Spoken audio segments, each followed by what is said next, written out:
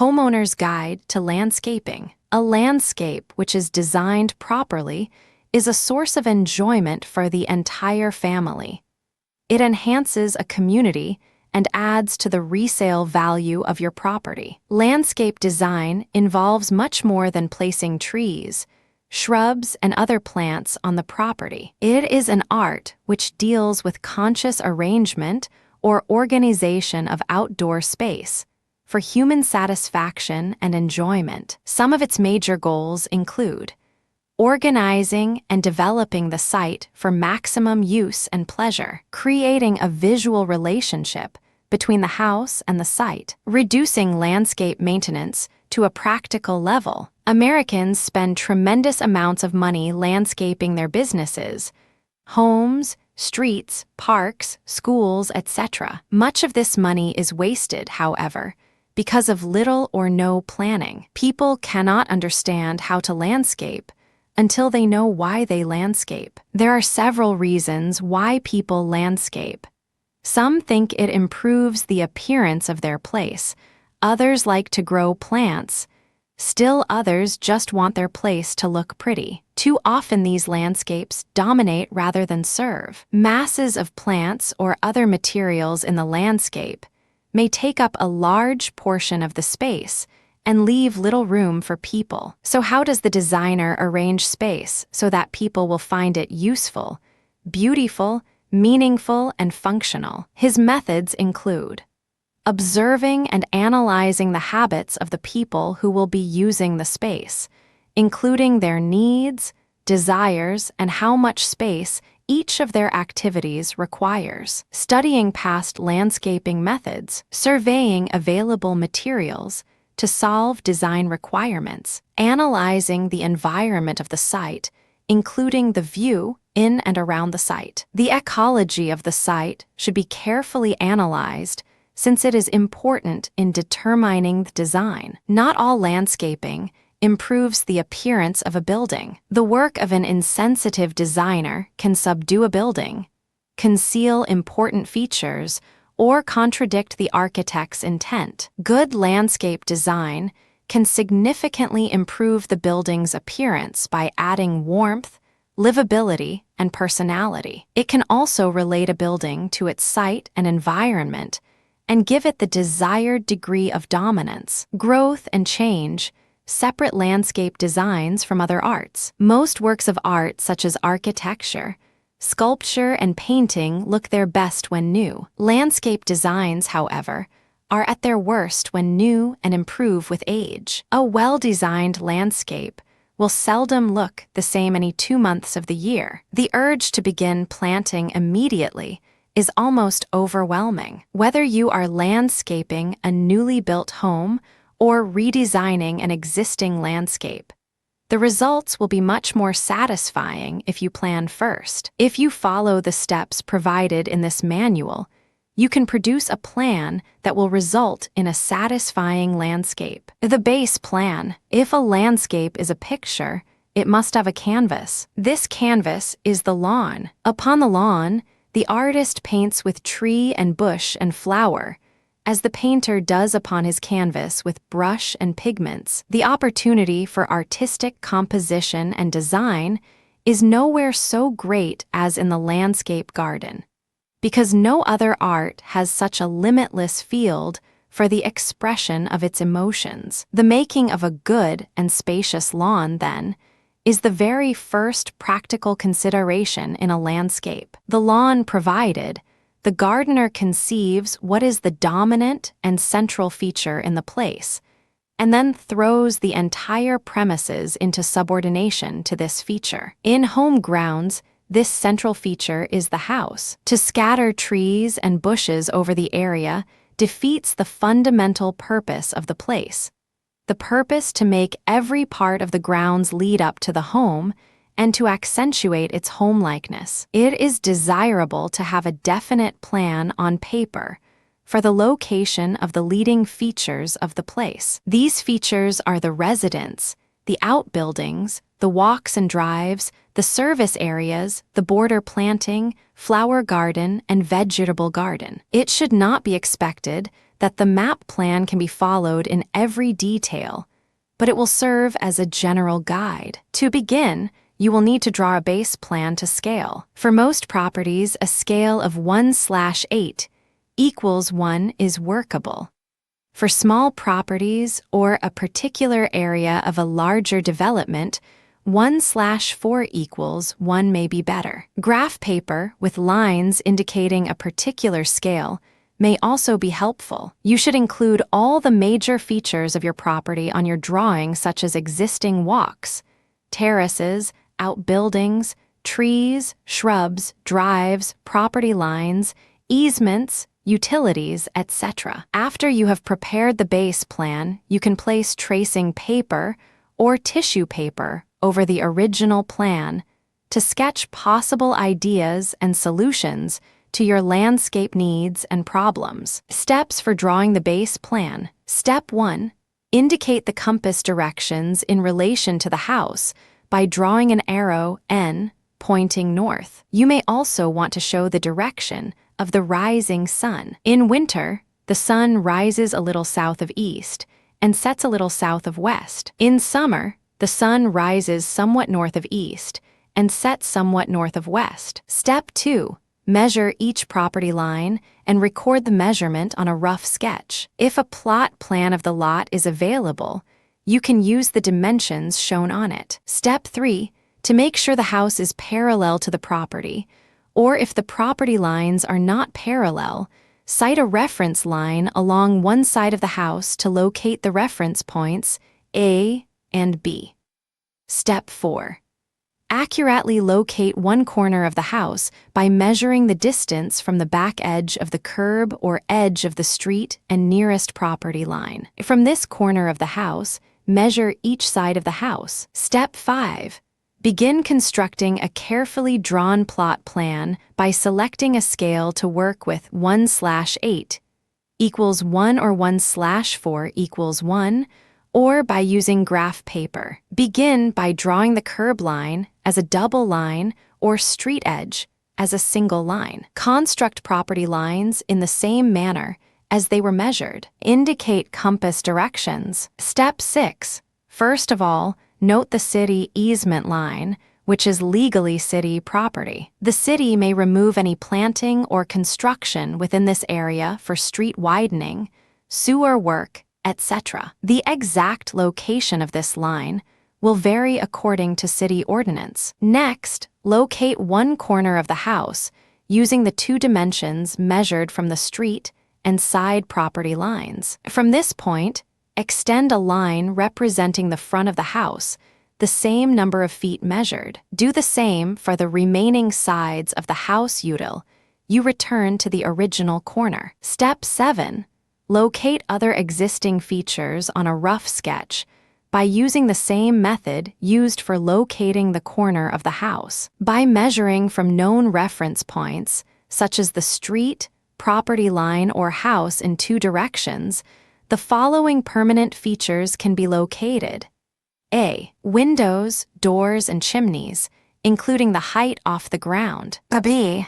All above and below ground utilities. C. Utility meters, electrical outlets, and water spigots. D.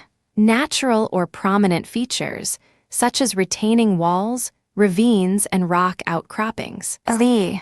Existing trees and shrubs. F. Neighbors' buildings and landscape features near the property line. G.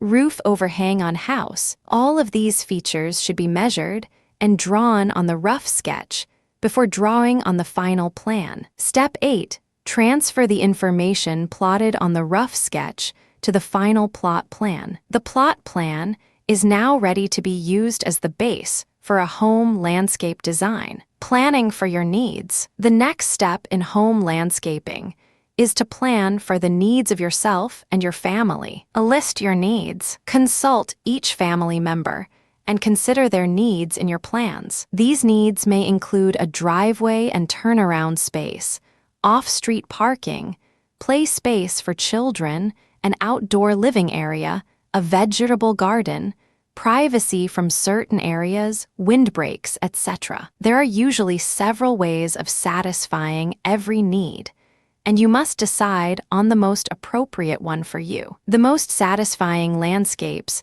are both practical and beautiful. Study your site, the piece of land you live on, is generally referred to as the site. Ideally, the selection of the site, placement and design of the house, and the landscape development should all be done at the same time. Selecting a site without having some idea of the type of house and landscape development you want would be difficult. Go back to the base plan you prepared in Step 1. Look closely at the problems and opportunities of your particular site. Tape a piece of tracing paper over the plot and prepare a rough sketch. Indicate major views from the inside, looking out, as well as the view on the site itself. Determine whether they are good or bad. For example, a direct view of the neighbor's trash or an open field of wildflowers. Show exposure to summer breezes as well as winter winds. Also, indicate where you need shade. Indicate drainage patterns and slope of the land. Also, note any problems such as areas where water stands or needs to be redirected. Note the soil type and approximate depth, and have your soil tested. For further information on soil testing procedures, contact your county extension office. Remove your tracing paper rough sketch and record this information as neatly as possible on your base plan. Diagram and place space needs. Again, tape tracing paper over your plot plan and go back to your list of needs from Step 2. Place needs and activities where they can serve best and provide enough space for each need. For example, an outdoor living area should be of sufficient size for the use it will receive. Rather than decide upon the shape of a lawn, terrace, or parking area at the beginning, let these forms develop from and reflect the needs listed in the beginning. The following areas are frequently found in the home landscape. Develop each according to your family's needs and priorities. Work or service area. The work or service area can be convenient, orderly, and attractive. Lawnmowers, wheelbarrows, tools, insecticides, and fertilizers all need to be stored in a dry, convenient location. If tool and equipment space is not already provided, plan for one. Since many service areas are most convenient when adjacent to the garage or carport, consider adding your storage area to an existing wall. Garbage storage and clothes lines should be near the kitchen and laundry rooms. Allow at least 4 feet around the clothes lines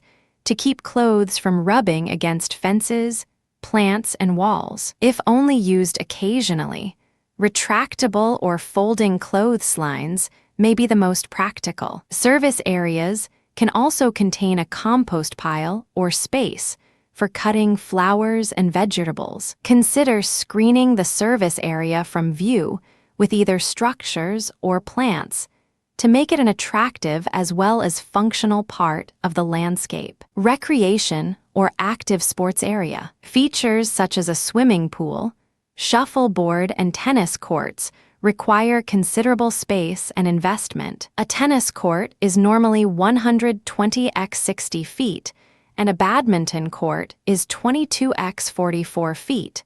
Swimming pools vary in size. If some of these facilities are on your list of needs, but not practical for immediate installation, you may consider leaving open turf areas that can be used for badminton, other games, and play. Outdoor living and entertaining areas. Terraces and patios are an integral part of many Texas homes and should be located, if possible, where they will receive summer breezes and afternoon shade. If sun is a problem, add trees of overhead shading structures. Outdoor living areas are usually adjacent to living areas of the house, where they can easily be served and seen from inside. With the cost of interior floor space at an all-time high, outdoor living areas can economically add entertaining and living space. Even when not in use, well-planned,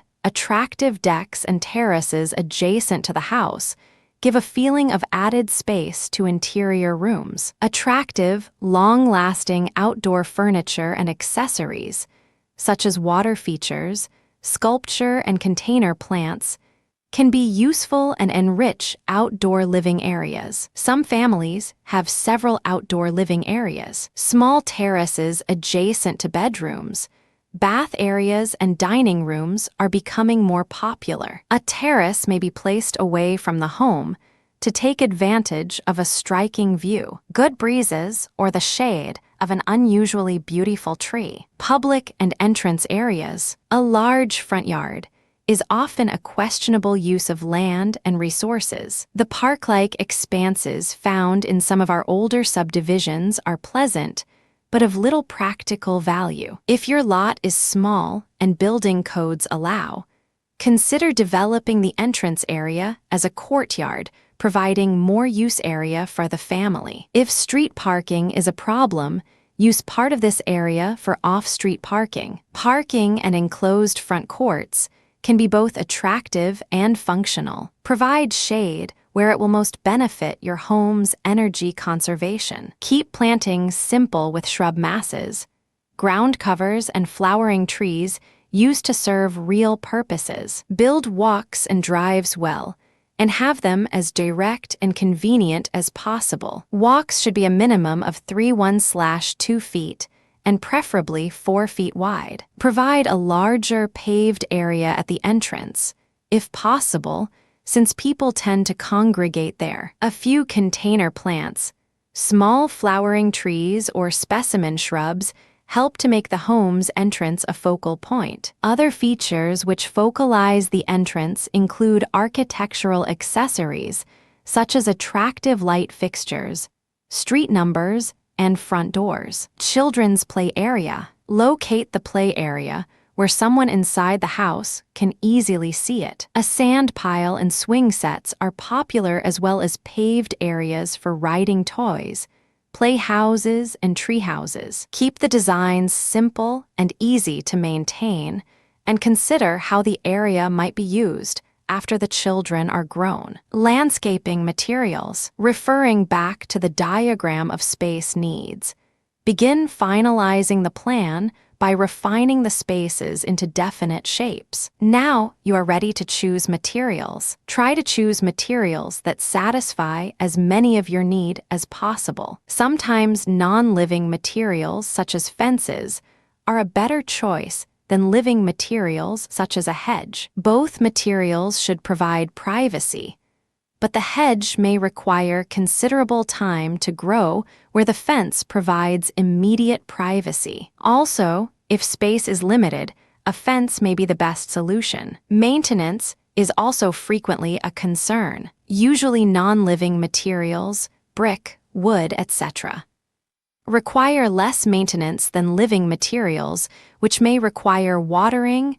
trimming, etc. One of the major objectives of good landscaping is to create a visual relationship between the house and the site. If your house is already constructed, you can still do a fine job of relating it to the site. Some of the ways this relationship between house and site may be achieved are: use plants that are found growing naturally on or near the site. Repeat architectural lines of the house in the landscape, either with plants or construction such as walls, fences, etc. Use building materials that blend well in the natural environment or may be found there. For example, a wood shingle roof for a home on a wooded site, or stone retaining walls in an area where the stone is found naturally. Landscape design cannot be reduced to a series of rules. It may, however, be helpful for the homeowner to keep the following design concepts in mind as the design develops. Group plants for emphasis. Group the same plants rather than alternating shrubs or using many individual plants spotted about the property to provide a sense of unity and order. Plant trees for shade. Trees of appropriate mature size should be used so that they will be neither too large nor too small for the house. Deciduous trees can usually be planted closer to the home than evergreens. Complement the structure. Do not separate the house from its site by a ring of plants or foundation planting. Plants should complement the lines of the structure, not set it apart from the site. Provide privacy. Instead of planting all the way around the property lines of your site, place screen plantings where they will provide privacy to expose traffic and neighborhood activity. Use screening materials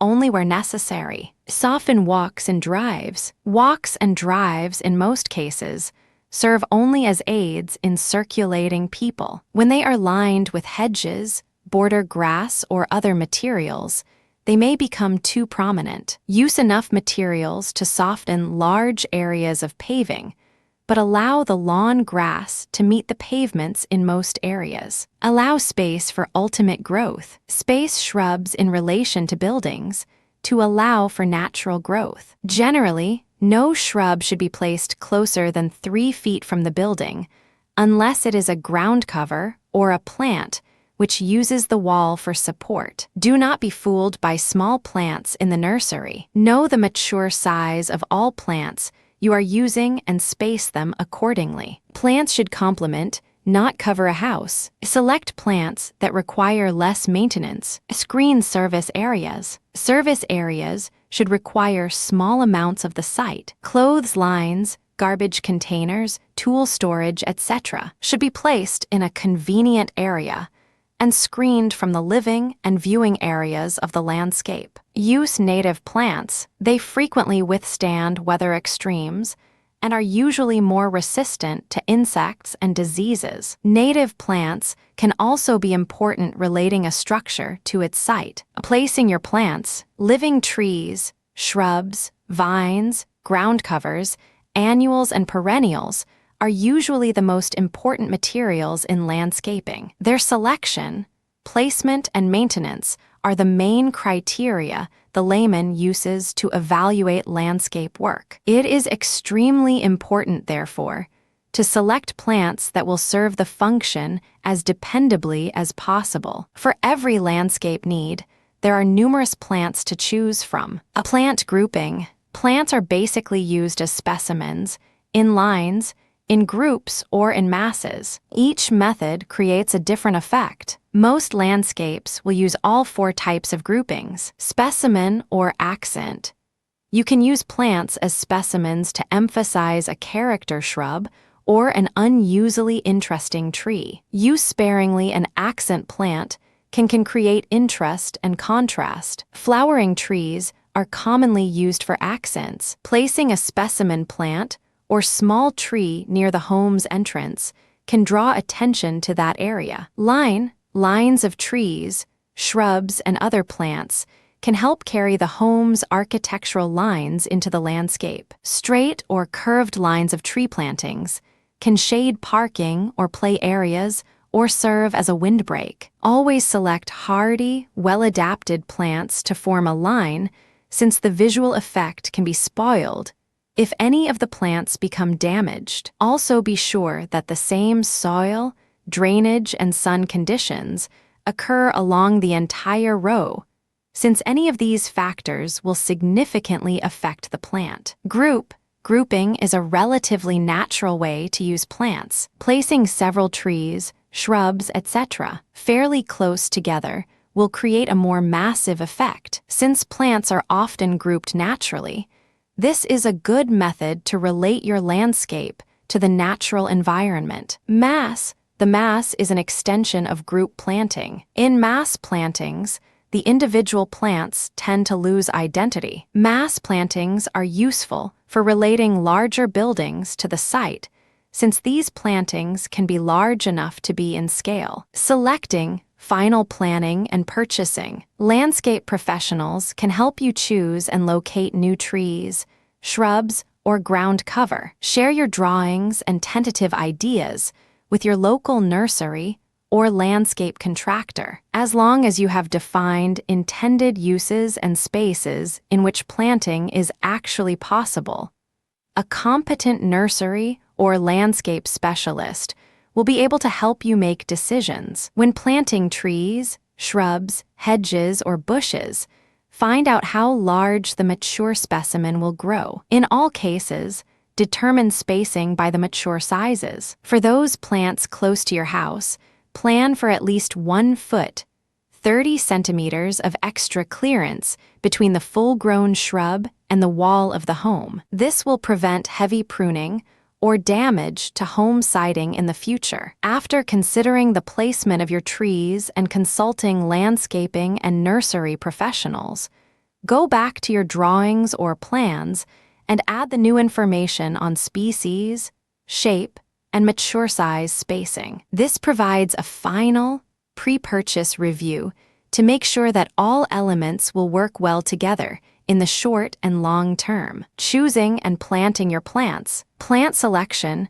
is often the key to good landscaping. A landscape will only look good if its plants are healthy and growing strong. When choosing plants for the home landscape, take into consideration their preferred site, level of maintenance, mature size, season of bloom, and susceptibility to pests. Plan ahead. Before purchasing any plant, study your site to determine whether you have mostly shade or sun, how wet or dry your yard is, and what soil type you have. These factors will help you decide which plants to choose for your landscape. Some plants prefer moist shade with acidic-rich soil, while others prefer dry, hot, sunny areas with poor soil. By choosing plants that are well adapted to the conditions in your yard, your plants will thrive without much special care. Time and energy. It is also important to consider how much time and energy you want to spend caring for your plants. Roses are beautiful, but in general, they require a lot of maintenance. They must be pruned, sprayed, watered, and deadheaded regularly to produce good results. Many people are more than willing to dedicate the time needed to maintain roses in order to get the gorgeous flowers.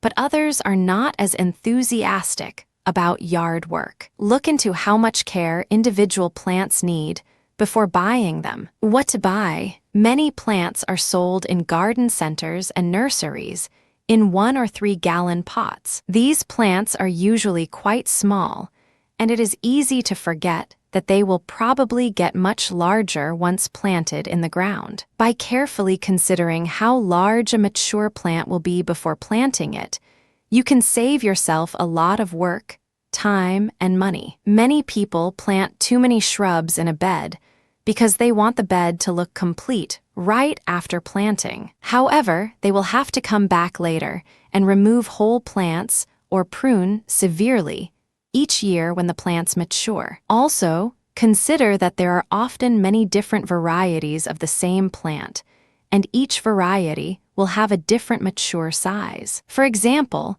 there are hundreds of varieties of crepe myrtles. Some are barely 1 ft tall when mature, while others reach 40 ft or more at maturity. If you have space for a 14 ft crepe myrtle, do some research to find a variety that will only be 14 ft. At maturity, a perpetual motion, the best landscapes have something interesting going on at all times of the year. They may have pansies blooming in the spring, perennial wildflowers blooming through the summer, a sugar maple with beautiful red and orange leaves in the fall, and hollies which keep their showy red berries through the winter. Choose plants for your own landscape that will give you interesting colors or textures throughout the year. Hardiness zones. USDA plant hardiness zones are often used to determine if a plant will grow well in an area. Hardiness zones are based on the average cold temperatures for an area. Therefore, areas of the country with similar average low temperatures will all be in the same hardiness zone. Because USDA plant hardiness zones are based on the average cold temperatures of an area, there is no guarantee that a plant listed as growing in Zone 7 will actually thrive in a specific location within Zone 7. Various parts of the same zone can vary in the amount of rainfall they receive, the average high temperature, the soil type, and many other environmental conditions. However, the USDA plant hardiness zones can give us a good idea of how a plant will perform in our area. Irrigation. Everyone enjoys the sight of colorful crepe myrtles in bloom and the delicious flavors of fresh vegetables in the summertime. However, to keep garden plants at their best throughout the summer, they will need to be watered regularly. While watering your plants may seem simple enough, there are some tricks to watering the garden that may help your plants grow even stronger. Most plantings around the home, including lawns, flower beds, and vegetable gardens, need 1-to-1. 5 inches of water or rain each week during the growing season. If there is a good soaking rain during the week, you can probably avoid watering. Otherwise, you will need to irrigate. It is best to water deeply and infrequently. You should avoid watering more than twice a week because frequent, shallow watering encourages shallow rooting. Your plants will be stronger and better able to tolerate stress if they are well rooted. You can determine the amount of water supplied by your irrigation system by placing a shallow container, such as a coffee can or glass jar, in the area being watered. Make a mark on the container 1 inch from the bottom. Then, time how long it takes for the water to reach the 1-inch mark on the container. If you live on a slope or have compacted soil, water may run off before it has time to penetrate the soil. To avoid runoff, reduce the volume of water you are putting out so that it takes longer to fill the container to the 1-inch mark. If you can't control the volume of water, you can water for a short time, wait a few minutes to allow the water to soak in, and then water again. The best time of day to water your plants is in the early morning. Watering in the morning conserves water by allowing it to soak into the ground without evaporating. Avoid watering at night because foliage will stay wet all night long, leading to disease problems. Watering during the middle of the day also has its problems. Each water droplet that sits on a plant's leaves will act like a magnifying glass and burn the leaves of your plants in the sun. In addition, if overhead irrigation is used during the middle of the day, much of the water evaporates before it ever reaches the ground. Watering in the morning conserves water,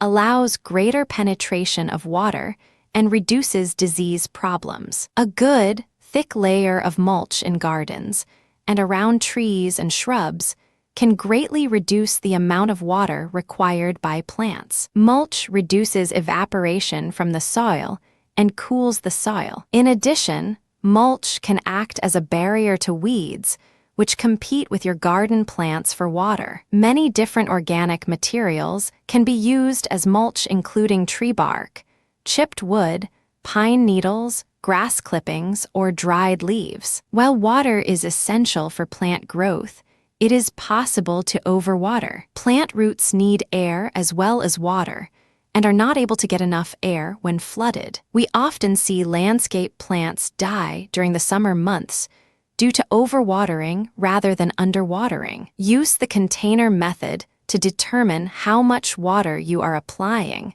and don't apply more than 2 inches of water per week. There should never be standing water in a flower bed or garden. Plants will flourish during the summer months if cared for properly. Watering correctly is one of the best ways to keep your plants looking great all summer long. Trees. Trees provide us with many things, from lumber for houses and furniture to food from apples and pecans. While we may have a few fruit trees in our yard, the main reason we plant trees in our yards is for beauty or shade. Shade trees that are properly located on your property can cut summer utility bills by 20% or more. For energy efficiency, it is best to plant deciduous trees on the west side of your house. Trees planted in these locations provide shade during the intense heat of the day. If you use deciduous trees, they lose their leaves in the winter,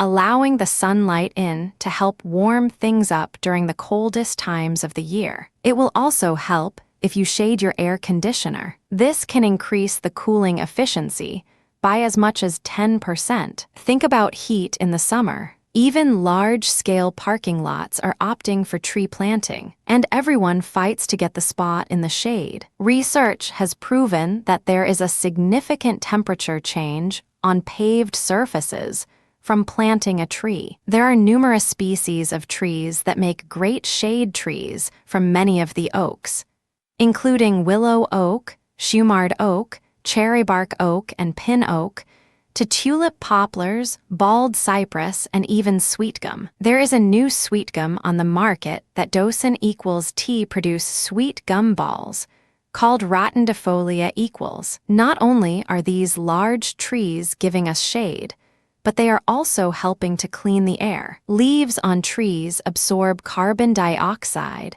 and filter pollutants from the air. They also catch airborne dust and dirt and give off oxygen. Not only do they work on air pollution, but also noise pollution. They absorb sound and can create a buffer between you and a busy street. Tree roots are often blamed for many problems, but rarely thanked for controlling erosion. The canopy of the tree shelters soil moisture and helps in erosion, but so do the tree's roots. Trees planted along a riverbank can slow the water and reduce flooding. If you live in an area with high winds, a diverse planting of trees can act as a windbreak if properly planted. Think of the beauty of trees, from the massive trees' fall foliage to smaller trees' flowers. Dogwoods have been the most popular blooming tree in Arkansas for years, but others are coming to the forefront now. For more sunlight, look at the Coosa dogwood. There are sweet bay magnolias,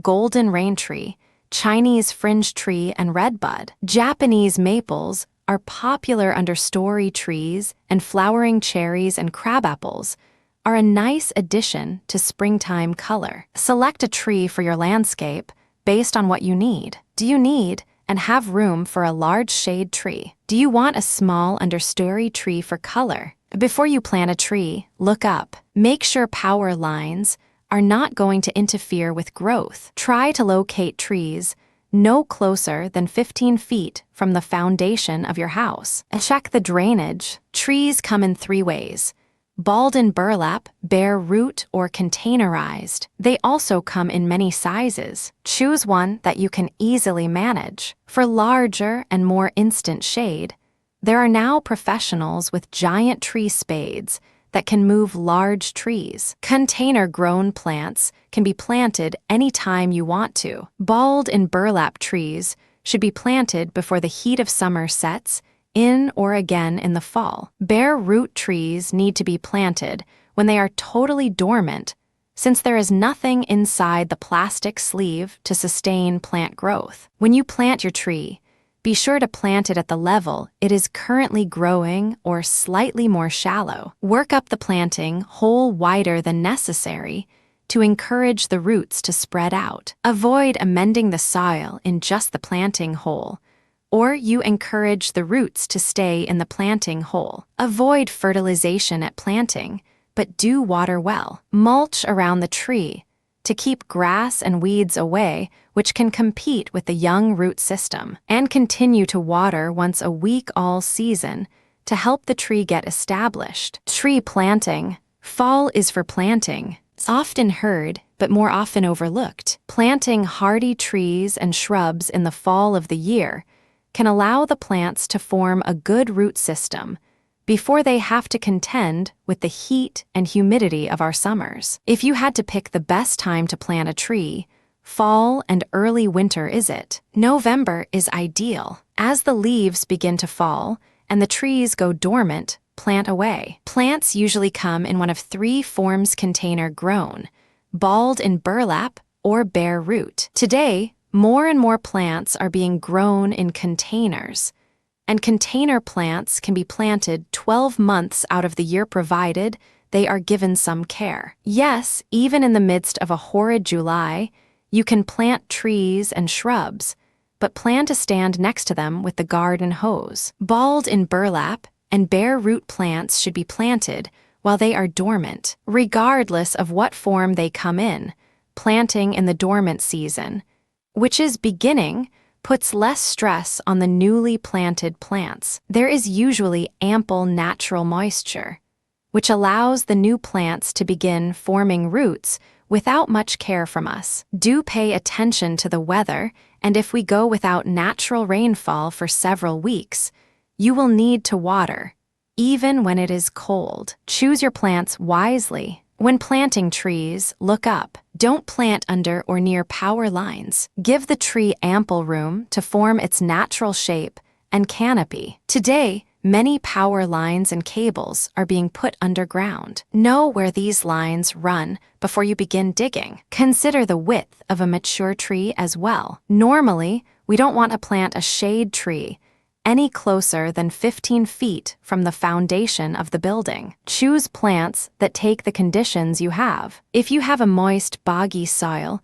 go with plants that like moisture. Likewise, don't put something that likes water, such as a river birch in a dry, rocky site. Working within the parameters you have make life a lot easier on you and the tree. There are many misconceptions about planting trees or the way a tree's root system grows. Some people claim that the tree's root system mirrors their top growth. Not true. Most plants have the majority of their root system in the top 6 to 12 inches of the soil-even trees. The entire root systems of most trees can be found within 3 feet of soil. The spread of the root system, however, can be very extensive, often extending 2-3 times the spread of the crown. When planting a new tree, digging holes to China isn't helping anyone except perhaps the chiropractor. If possible, dig a hole a minimum of 3 times as wide as the plant's root ball,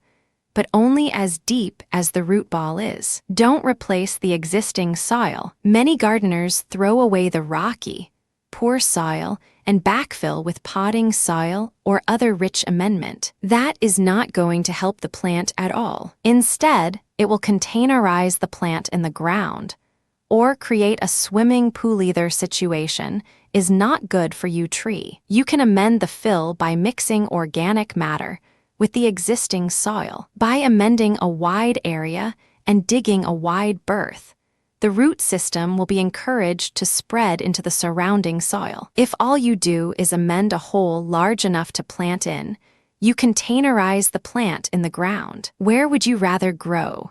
In the nice, rich potting soil in the hole, or the pitiful rocky clay surrounding it? If you can't amend a wide area, don't amend at all. Make sure the depth of the hole is only as deep as the root ball, or slightly shallower. You need to allow for some natural settling of the soil, and you don't want to bury the plant too deep. The majority of the roots on the newly planted tree will develop in the top 12 inches of soil. If the tree is planted too deep, new roots will have difficulty developing due to a lack of oxygen. No fertilization should be used at planting. You want the root system to settle in and begin to grow the first season. Top growth can be more of an issue in year 2. Once the tree is planted, apply mulch around the tree to a depth of 2 to 4 inches. Allow some space between the mulch and the stem of the tree. You don't want those volcano mulch beds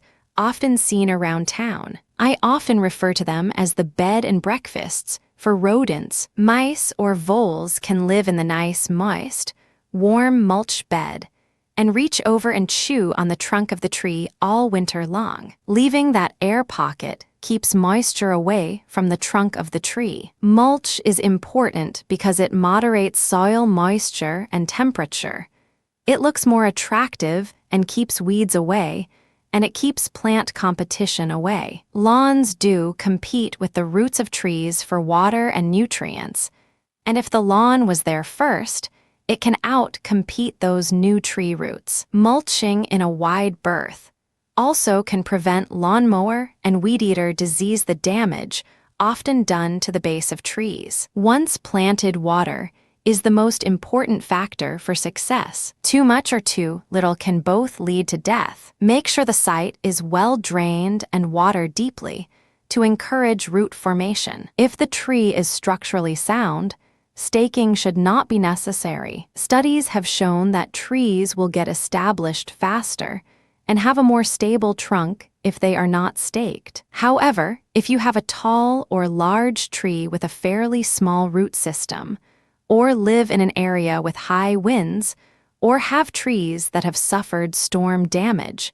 occasionally staking is needed. If staking is needed, use 2 or 3 stakes used with a flexible tie material. You want to allow some natural movement, so don't stake too tightly. Any ties that are in contact with the tree should be flexible or wrapped in a piece of hose tubing. You don't want to cut or wound the trunk of your tree with the support. Remove any staking and ties after the first year of growth. Trees provide us with shade, a much cherished commodity in the summer. With proper planting, they will establish themselves quickly and begin a long and prosperous life. If you need new trees in your landscape, now is a wonderful time to plant. Perennials, bulbs. Dig a hole, drop in a bulb, then sit back and wait for spring. For the lazy gardener, or those in a hurry, spring bulbs provide a spectacular spring color for very little effort in the fall. And now is the time to plant them. When you mention bulbs,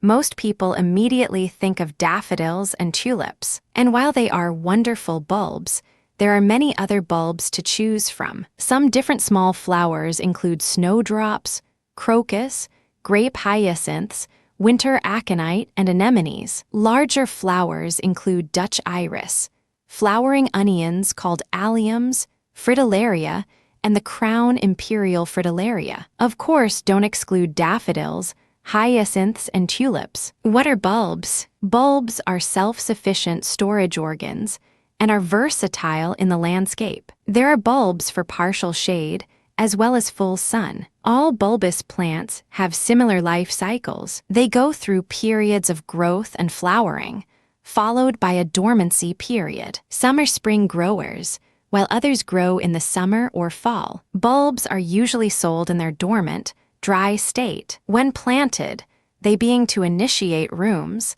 and the stems inside the bulbs begin to grow. The plants utilize their stored food reserves, and the shoots begin to emerge. When they begin flowering, the storage organ or bulb is empty of food. After bloom, they need to replenish the storage organ for the upcoming dormancy. Choosing bulbs. When choosing bulbs, or rhizomes, corms, and tubers, which we collectively call bulbs, and are generally planted in the same manner, look for large bulbs, which are firm and blemish-free. The size of the bulb determines the size of the flower. Remember, everything is already contained inside your bulb when you purchase them. Quality bulbs will give you a wonderful show and should keep giving for years with a little care. Bargain bulbs may not end up being such a bargain. Choosing a site. Be sure to choose a site with well-drained soil. Even bulbs which like moisture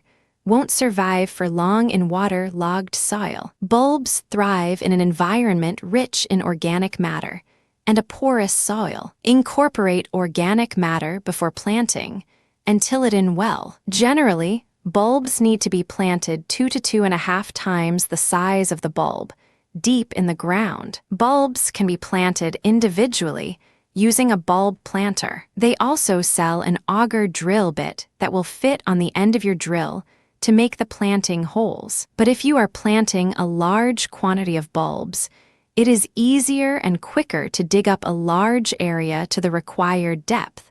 Then space out the bulbs and cover them with soil. Be sure to plant the bulbs with the pointy end up, and use care when covering the bulbs with soil that you don't knock the bulbs over in the process. When you have the soil in place, water well and mulch to keep weeds down. Since the bulbs are underground, you can also plant seasonal annuals, such as pansies or snapdragons on top of the bulbs. In the spring, the bulbs will emerge within your annual color. Fertilization. Fertilization is really not necessary at planting, but many people add bone meal around the bulbs to aid in root establishment. Fertilization is needed during the growing season to aid in the replenishment of the bulb. Fertilize once when the flower buds are beginning to open with a slow-release fertilizer, or a general-purpose fertilizer can be used when they show color, and again when the flowers have faded. Bloom life. To extend the length of blooms, do a little homework. With proper variety selection, you can have color from late January through April, all with spring bulbs. Decide where you need color and what else is growing there, and when it blooms. You wouldn't want to plant hot pink tulips next to orange blooming azaleas if they are in bloom at the same time. Color selection is important, although your personal preferences are of the utmost importance. Knowing which colors work together can help in the final outcome. Colors. An easy division of color is the cool versus warm colors. Reds, yellows, and oranges are warm colors, while blues, purple, and pinks are cool colors. Warm colors are intense and invigorating, while cool colors are peaceful and harmonious. Make sure your color choices blend in well with your existing landscape and home. The most successful plantings use solid blocks of color. Keep your color schemes simple and only use a few colors. Types. The earliest bulbs include winter aconite and crocus. These small growing plants are rich in color and can be planted in dappled shade to full sun. Crocus bulbs come in a variety of shades of white, yellows, and purples. Crocus bulbs can be planted in your lawn area, simply removing some plugs of grass, then plant the small bulbs. The plants will emerge in the lawn area, and by the time you need to mow for the first time, they will already be through. Winter aconite, or eranthis, is not as common, but has lovely yellow, honey-scented flowers. Snowdrops, or galanthus, and snowflakes, or leucojum, are old-fashioned flowers. These small bulbs do best in partial shade and have pretty white flowers. Bluebells and scillas are other good choices for a woodland bulb planting. They flower in mid-spring and have lovely hyacinth-like clusters of flowers in shades of blue, purple, pink, or white. Grape hyacinth are lovely small flowering plants with dense spikes of purple flowers. Many have attractive spiky foliage, which appears in the fall. When you talk about small flowers, remember that you will need more plants for a big impact. If you are an iris fan, there are bulbous iris that bloom in early spring, and the foliage dies down at the end of their season. Dutch iris make a beautiful show in the spring, and you don't have to deal with the foliage year-round. Some other unusual flowers are the flowering onion or flowering alliums. Height will vary by variety, with dwarfs no taller than 6 inches to the giant alliums that can grow 4 to 6 feet tall. All of the alliums produce round flower heads and come in shades of pink, purple, or white. These unusual flowers can really add a focal point to your garden. The fritillarias offer another interesting flower for the garden. This member of the lily family blooms in late spring and bears its flowers in a cluster at the top of leafy stems. The impressive crown fritillaria is a showstopper in late season. Experiment with new and interesting bulbs, but don't forget the tried and true. Hundreds of varieties of daffodils, tulips, and hyacinths are available. Tulips, which provide one of the showiest displays, is often hard to get to bloom well again. This year, many of the local nurseries are offering heritage bulbs or the old-fashioned tulips. These are supposed to rebloom better for us. We'll have to wait and see. Regardless of their rebloom, no garden would be complete without some tulips. And if it is scent you are after, hyacinths are a must. And the spring sentinel for many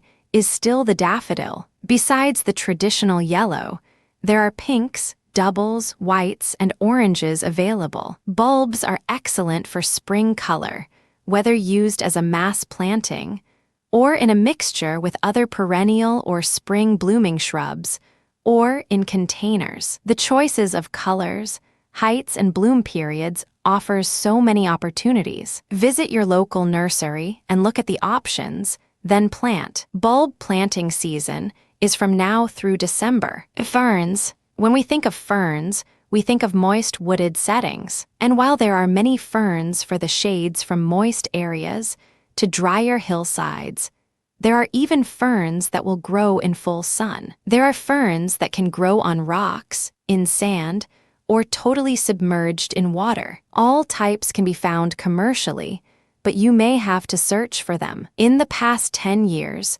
hardy ferns have become much more available. There is a nationwide resurgence of growing hardy ferns, and the commercial suppliers are trying to meet this need, using advanced propagation procedures with tissue culture production. Instead of growing hundreds of plants for sale, they can now grow millions of plants. The supply is now getting into all arenas of sale. Shade ferns. Shade ferns for the garden are a diverse mix, including hundreds of species. Some good starter small ferns include maidenhair fern, Adiantum pedatum. This fern has fronds which hang down like locks of a damsel's tresses, thereby its name. It has a bluish-green foliage and will add delicate texture to your garden. Another small fern which is also evergreen and is the most hardy native fern, both in shade and drought tolerance,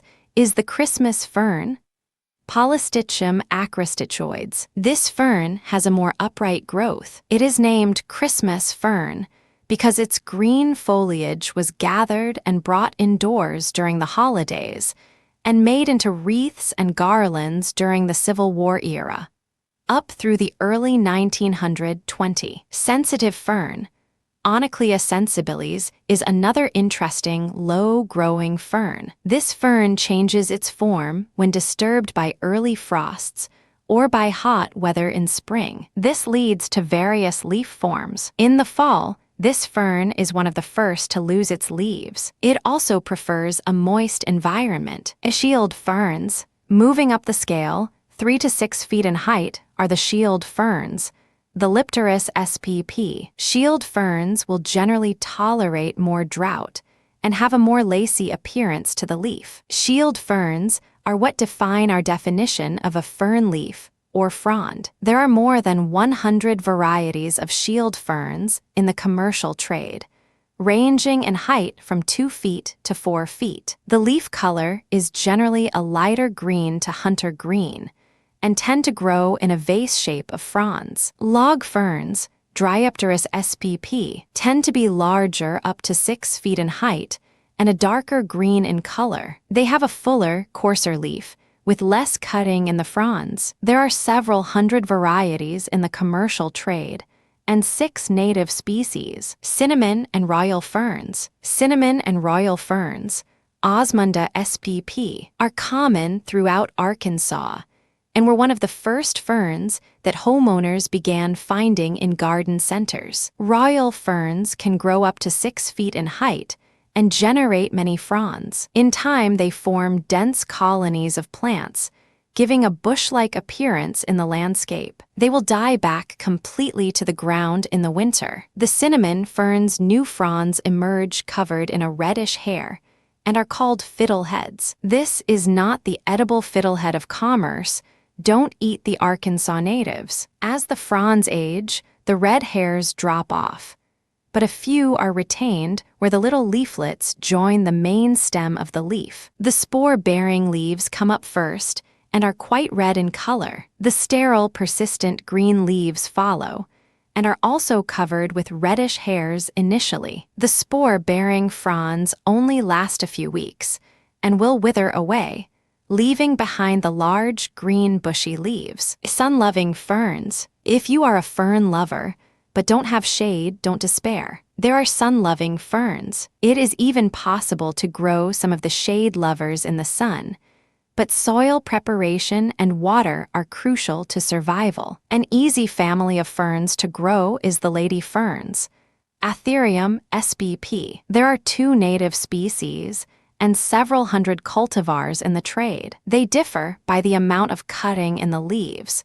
with colors ranging from reds to greens. Some cultivars are dwarves no taller than a foot, with other varieties growing upwards of 6 feet. The southern lady fern is supremely adapted to a wide range of sun and soil characters. They can be quite drought tolerant after they are established. These plants will grow in both full sun to total shade, but will require more water and a more organic soil in the sun. Bracken fern, another sun lover. Give it space, for it is aggressive. It will tolerate the shade, but prefers the sun growing 3 to 4 feet in height. It tends to kill out other plant species in its shade, so give it its own space and let it grow, and more importantly, give it room to grow. Care. As with any group of plants, culture and care will vary by species. Some general guidelines for all ferns: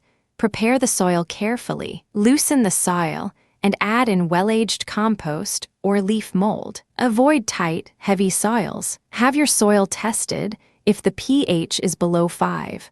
5. Add some pelletized lime. Most ferns prefer a soil pH between 6, 0.7, 0. Raised beds make for excellent fern displays, but will need extra winter protection with mulching. Raised beds have lower winter soil temperatures, which can be harder on the ferns. Container gardening of these ferns can be difficult both in summer temperatures and winter lows. Wrapping of the pots or using larger containers may help. Container production of hardy ferns should be limited to some of the smaller ferns, which don't produce as large of a rhizome and root system. While many of the ferns can be drought tolerant once established, most ferns will benefit from supplemental watering. Ferns appreciate an occasional leaf mold or aged compost supplement, but don't respond well to commercial fertilizer. For the most part, if proper soil preparation was done,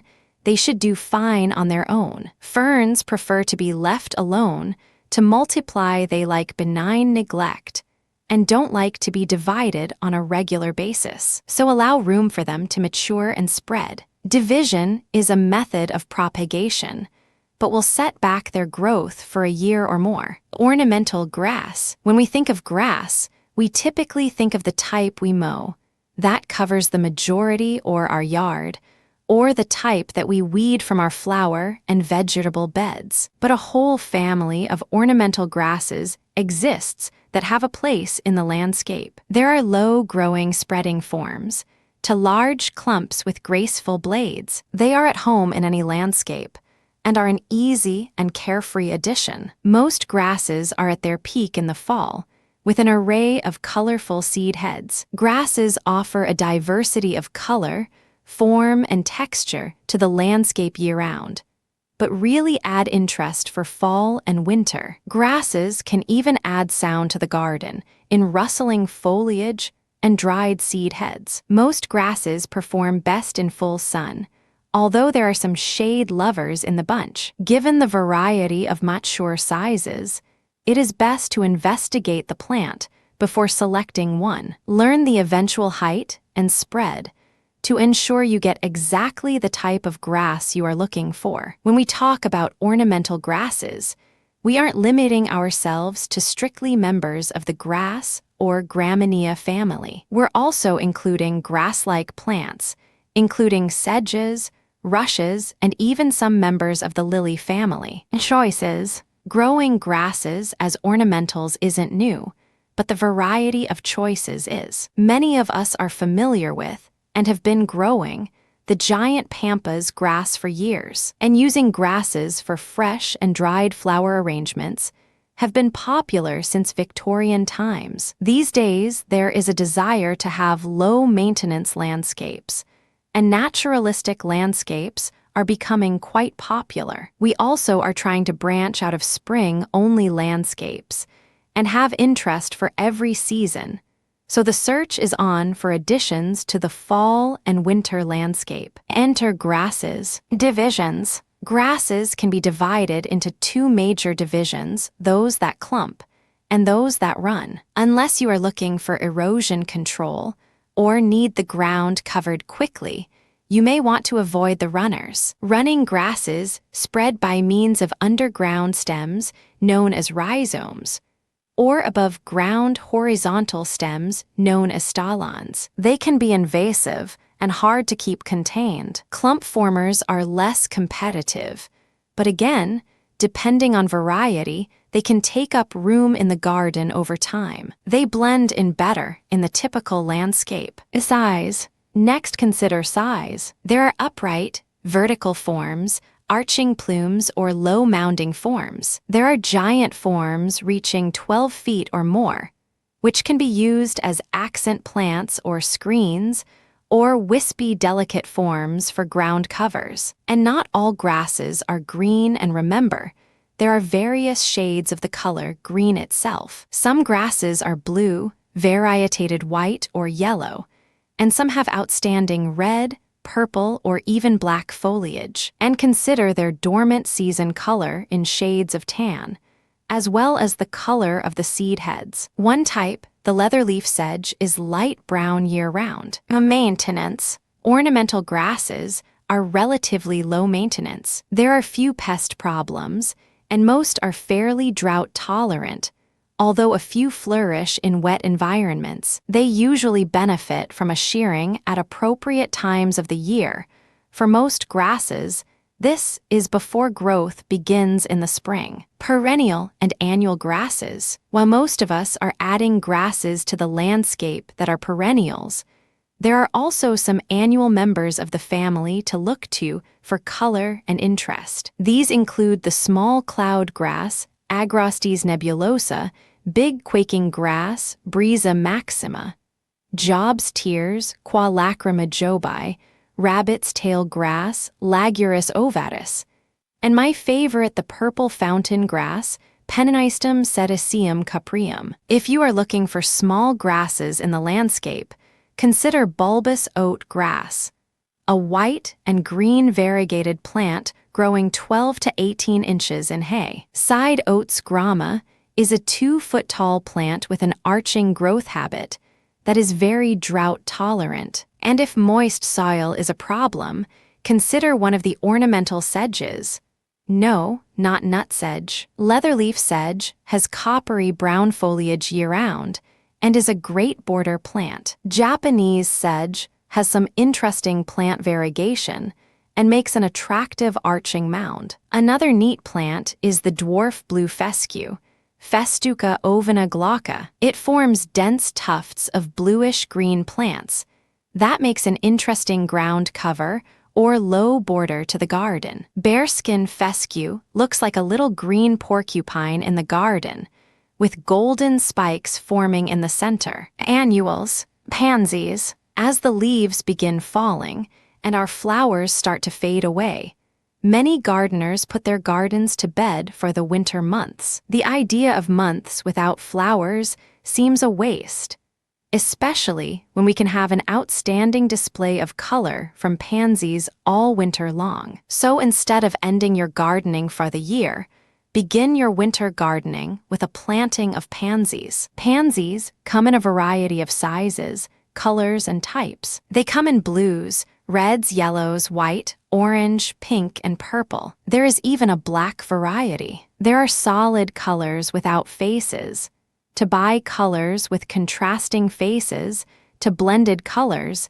giving you a mix of colors in each bloom. Intense breeding has developed flowers that can get as large as 4.5 inches across, on lovely green foliage. It is hard to believe that these large, brightly colored flowers are descendants of the quiet, diminutive woodland violets. Flowers. The flowers have a velvety texture and bloom over a long period of time. They also last quite well as a small nosegay or bouquet indoors. To keep the plants blooming, Be sure to deadhead remove spent flowers as they decline. Pansies thrive in cool weather and will bloom for you from now until hot weather causes them to decline next summer. Plant them in a well-drained location with moderately rich soil. They will grow in full sun to partial shade. Those in full sun will fade away sooner in the summer, but by then, you have plenty of other plants to replace them with. Varieties and colors. When it comes to varieties of pansies, the list continues to grow each year. Some of the most common classes of pansies include majestic giants, which are one of the largest classes of flowers, and the first pansy to be awarded an AAS All-American selection. Almost all varieties in this series have the traditional dark blotch or face, and they come in blue, purple, white, yellow, and red. The Crystal Bowl series of pansies are bright flowers which are clear colors, without faces or blotches. The flowers are smaller, but there are lots of them. These plants are very floriferous. Colors range from white to yellow, true blue, rose, orange, violet, and a scarlet color. The Crown series of pansies are also clear colors, with slightly larger flowers ranging in color from orange, red, white, yellow, and blue. Some unique types of pansies include the Imperial Antiques, which give soft, blended colors. Each flower changes subtly from opening to maturity. Another interesting series is the Joker series. One interesting combination is Jolly Joker F2 Hybrid.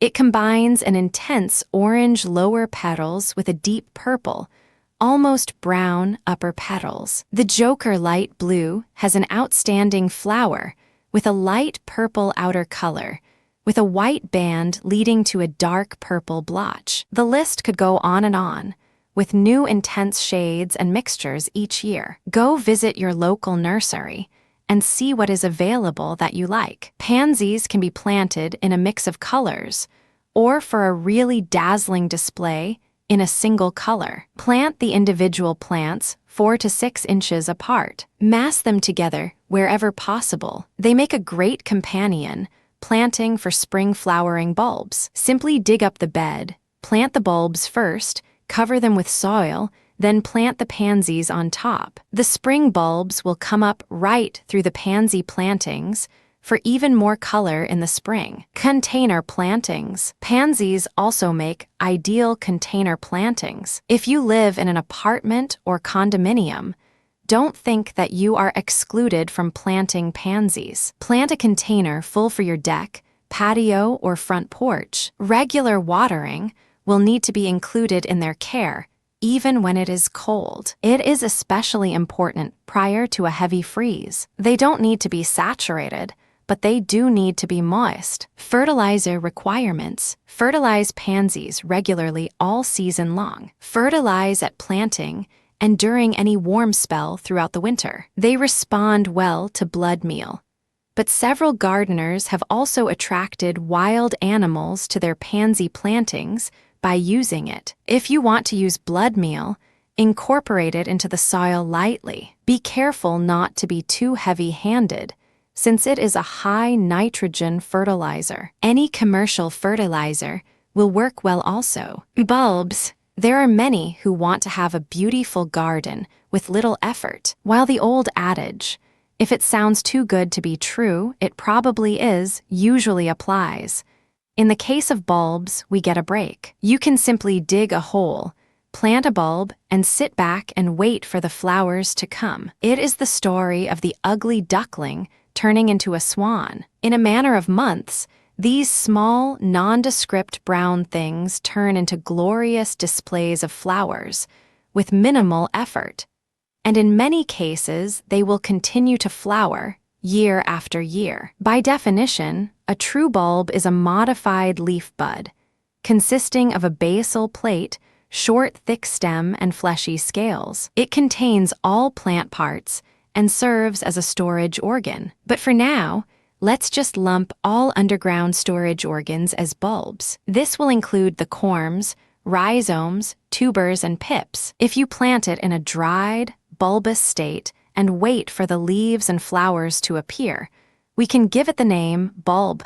Do consider that when you buy your bulbs, everything is already contained inside at the flowers, the leaves and the stems. Therefore, the larger the bulb, the larger the flower will be, and it should bloom its first season in the ground. Whether or not it blooms the next year will be determined by the care it gets while it is growing. Once its seasonal cycle is complete, everything is once again set for the following season. There are two main classes of bulbs: spring blooming and summer blooming. Summer bulbs are still growing in our gardens and are preparing for their dormant season, while spring bulbs are just being planted. Some of our bulbs are hardy and can stay in the ground year-round, while others do need to be lifted and stored for the winter. Summer bulbs which can stay in the garden include cannas, lilies, liatris, elephant ears, peonies, crocosmia, and lycoris,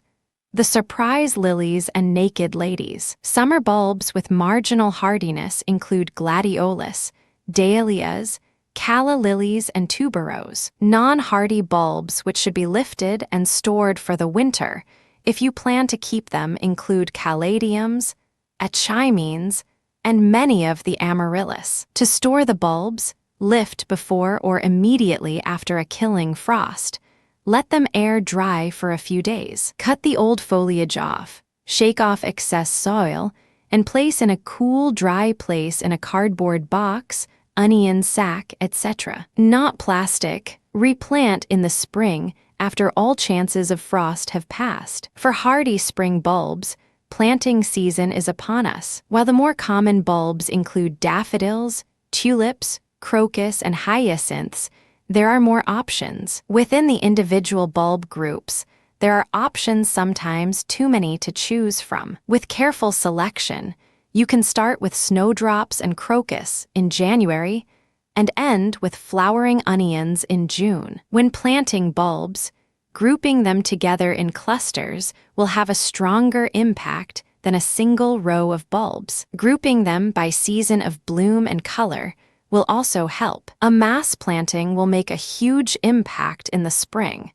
and they can easily be planted under your winter annual plantings of pansies, violas, and kale. The bulbs will come up around them and add to the seasonal color display. Unless you are growing the bulbs as annuals and replanting each season, consider the foliage needs after blooming. All spring blooming bulbs require a minimum period of growth following bloom, which should last at least 6 to 8 weeks. While bone meal is the staple fertilizer at planting, and remember, when we plant, we cannot alter flower size. We are simply aiding in root establishment.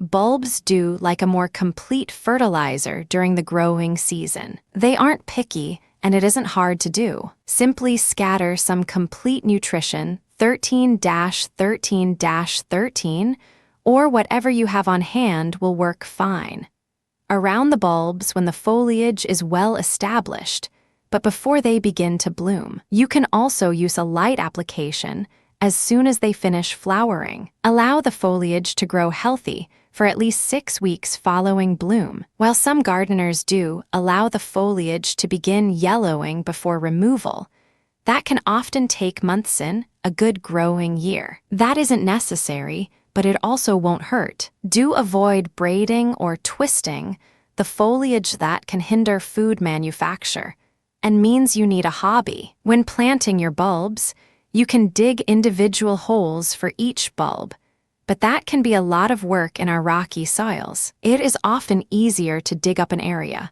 scatter your bulbs in, and then fill the soil back in. A general rule of planting is to plant 2 to 3 times the size of the bulb, deep in the ground. Small bulbs are planted shallow, while big bulbs need a deeper hole. Choose a site with good drainage, especially in the winter. Standing water and bulbs is not a good combination. Spring bulbs are out there in abundance now. While you can always add to your collection of daffodils or hyacinths, consider some of the more unusual bulbs. Even within the old tried and true daffodils, there are some unusual options. Not all daffodils are yellow, some are white, some have orange or pink centers, some are fragrant and some aren't. By careful consideration, you can have daffodils in bloom from late January through April. Most daffodils are long-lived, and provided they get some sunlight following bloom, will rebloom year after year. Tulips aren't quite as easy. Tulips are usually one of the last of our spring blooming bulbs to flower. Warm temperatures during bloom can cause the flower display to pass quickly, and often the leaves are quick to follow. This, coupled with the fact that many of the new tulips produce many daughter bulbs, making them share the energy, flowers in subsequent years are often smaller. Many gardeners treat tulips as annuals, planting new ones every year. If you don't want annual planting, consider some of the species' tulips or earlier bloomers. There has also been a resurgence of the heirloom bulbs, which tend to take more abuse than some of their showier new siblings. Regardless of which flower you choose or how long they last, tulips are definitely the showiest spring bloomer and worth the effort. Crocus bulbs may not stop traffic because of their demure stature, but they are the harbinger of spring and a reliable performer year after year, sometimes even too vigorous. Give crocus room to spread because they will multiply. Crocus bulbs are often interplanted in lawn areas. They grow so early and are low enough growing that they can give your lawn an early blush of flowers, and their cycle is complete by the time you need to do the first mowing. Hyacinths are one of the most fragrant spring bloomers, with clusters of pink, purple, or white flowers. They also will rebloom with ease for many years, but do require annual fertilization. Old-fashioned snowdrops and snowflakes will give you beautiful bell-shaped white flowers in early spring, and will do well in a more shady location. Wind anemones will pop up early in the fall with lacy foliage and bright, colorful flowers. They aren't going to be around for too many years,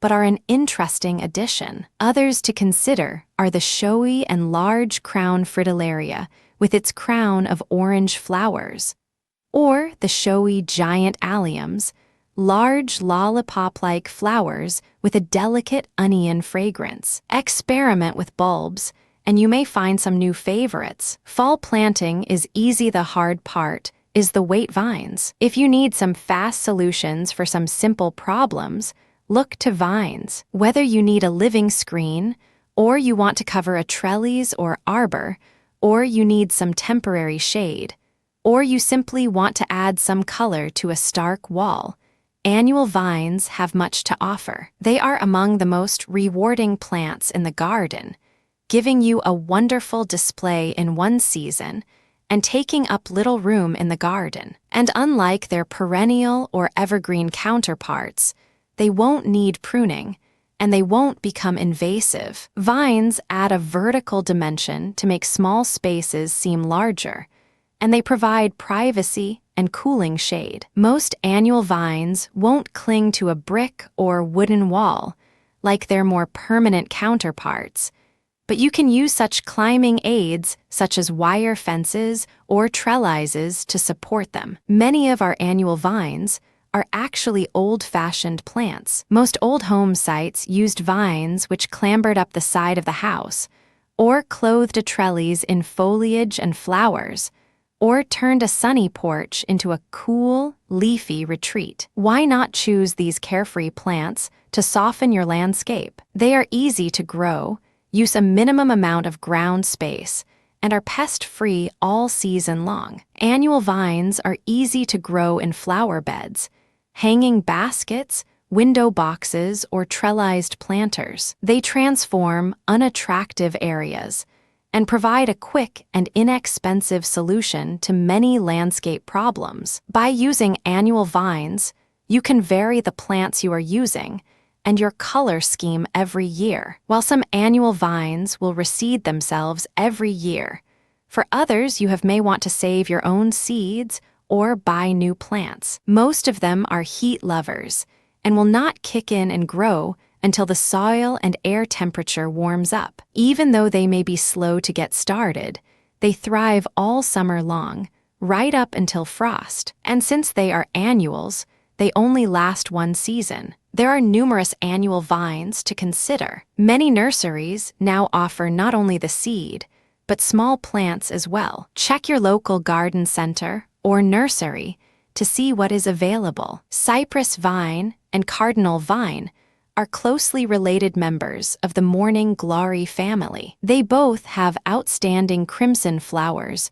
which are attractive to hummingbirds. The cypress vine is Ipomoea quamaclit and has very delicate fern-like foliage. It can grow 10 feet or more in height and has delicate star-shaped blossoms. It does best in full sun to partial shade. Cardinal vine, Ipomoea ex multifida, has a slightly larger, more funnel-shaped flower, almost like a miniature morning glory, but in bright red.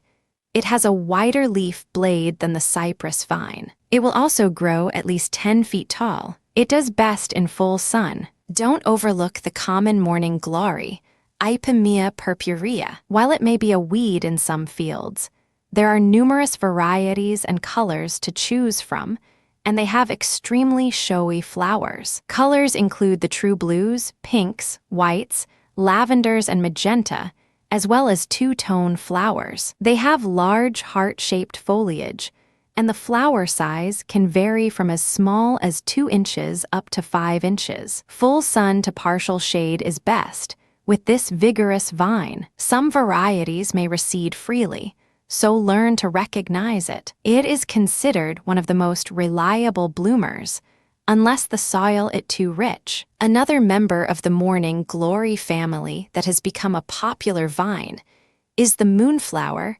Ipomoea alba. Unlike other morning glories, which open early in the day and are often closed by evenings, moonflowers don't begin their show until evening. As if to emulate the summer moon, these 6-inch white flowers open every evening at sunset. Not only are they beautiful flowers, but they are fragrant to boot. If you can find a plant, buy it. They can still be started from seed now, but it takes at least 12 weeks or more for the plants to begin blooming. Full sun to partial shade. And don't forget the ornamental sweet potato vines, which are also in the morning glory family, Ipomoea batatas. While they are a true sweet potato, they are grown for their attractive foliage rather than their production ability. While they can produce a tuberous root that is edible, it is not highly rated and rarely eaten. From the dark purple blackie variety to the chartreuse-leafed variety Marguerite and a newer variegated foliage plant called tricolor. These vines rarely, if ever, flower, but they produce copious amounts of leaves which can spread up to 12 feet or more. These ornamental types were discovered in the Philippines in the early 1980s. And lest you think all annual vines are morning glories, there are some other highly prized plants. Hyacinth bean is an old-fashioned vine, making a big comeback. Hyacinth bean, Dolichos lablab, is a fast-growing member of the pea family, with large purplish-tinted leaves with dark purple stems. If this weren't attractive enough, by midsummer it is covered in deep lavender pea-like flowers. These long-lasting blooms are then transformed into glossy purple 4-inch seed pods, which are every bit as pretty as the blooms. It will grow up to 15 feet in a season. Uncooked beans and flowers are poisonous. Full sun to partial shade. 2 other members of the bean family are the runner beans,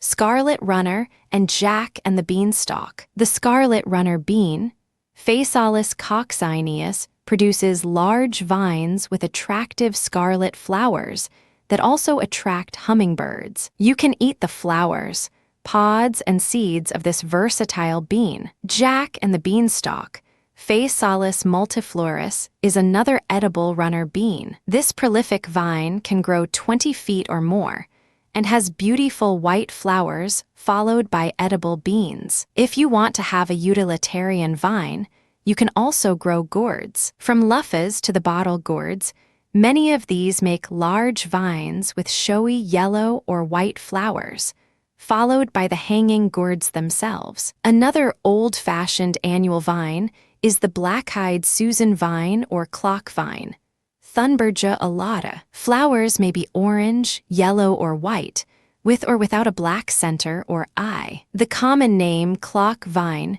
comes from the fact that the vine will twist around its support in a clockwise motion. These vines can be grown in a hanging basket, or it can climb a trellis 6 to 8 feet in a season. Partial shade is best, and this is not a drought-tolerant plant, so be prepared to water. Hops, Humulus lupulus, is another fast-growing vine that is legendary for its inclusion in beer brewing. It is grown more often for its ability to quickly cover a trellis or arbor and provide summer shade. It has sandpaper-like leaves and aggressive tendrils that twine at will. A herbaceous plant, it dies to the ground in the winter and may return in late spring to sprint upward its 15 to 30 feet summertime growth. After it dies back, getting it off an intricate structure can be tricky, so keep it your staking or trellising simple. By the way,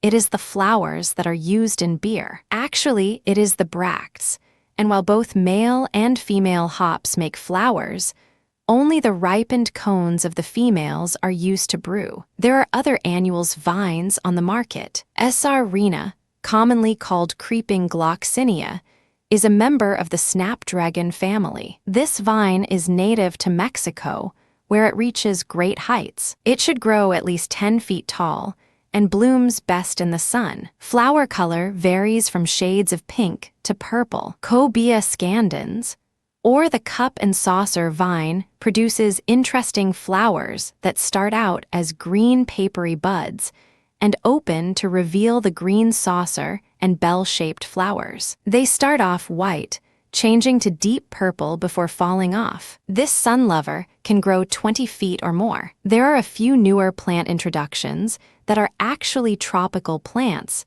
that can serve as summer annuals. Mandevilla, the fast-growing pink-flowering vine, blooms its heart out all summer long with flowers ranging in shades of white to light pink to a dark hot pink. Allamand is a yellow-flowered vining plant. There are also several clariodendrons that will spread some and give you outstanding color all summer long. Whatever the intended use or location, there's an annual vine to suit your situation. For most, it is plant them now, then stand back and let them grow. Shrubs, native shrubs. Go native. More and more gardeners are opting for plants that grow naturally in our state, or for that matter, were around before we were. Naturalistic gardens, or taking some pointers from Mother Nature, is on the upswing. What better way to have a natural garden than by using plants found in nature? Why this sudden craze for native plants? One reason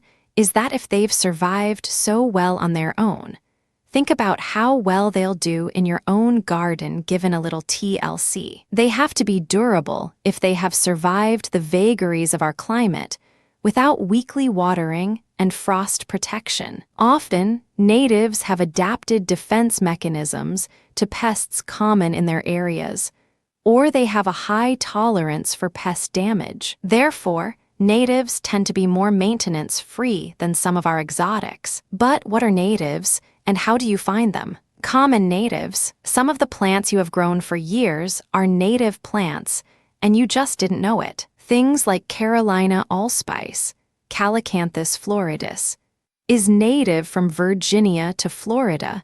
Yaupon holly, Ilex vomitoria, is native, as is the American holly and the Savannah holly. Redbuds and dogwoods and oakleaf hydrangeas all have their roots here. Natives aren't just unruly weeds. While some purists believe that you should uproot all non-natives or exotics, there is room for both. If you have an existing landscape, try adding to it some native plants from perennials to trees. If you are starting from scratch, you may want to incorporate more simply to cut back on the maintenance. Native vines. While we aren't going to list every native plant available, here are some that should be locally available and would be good to start out with. For vines, there is the trumpet creeper Campsis radicans, with bright orange to red flowers in full sun. It does best where it has poorer soil, tending to grow vegetatively in rich soil. A kissing cousin is cross vine,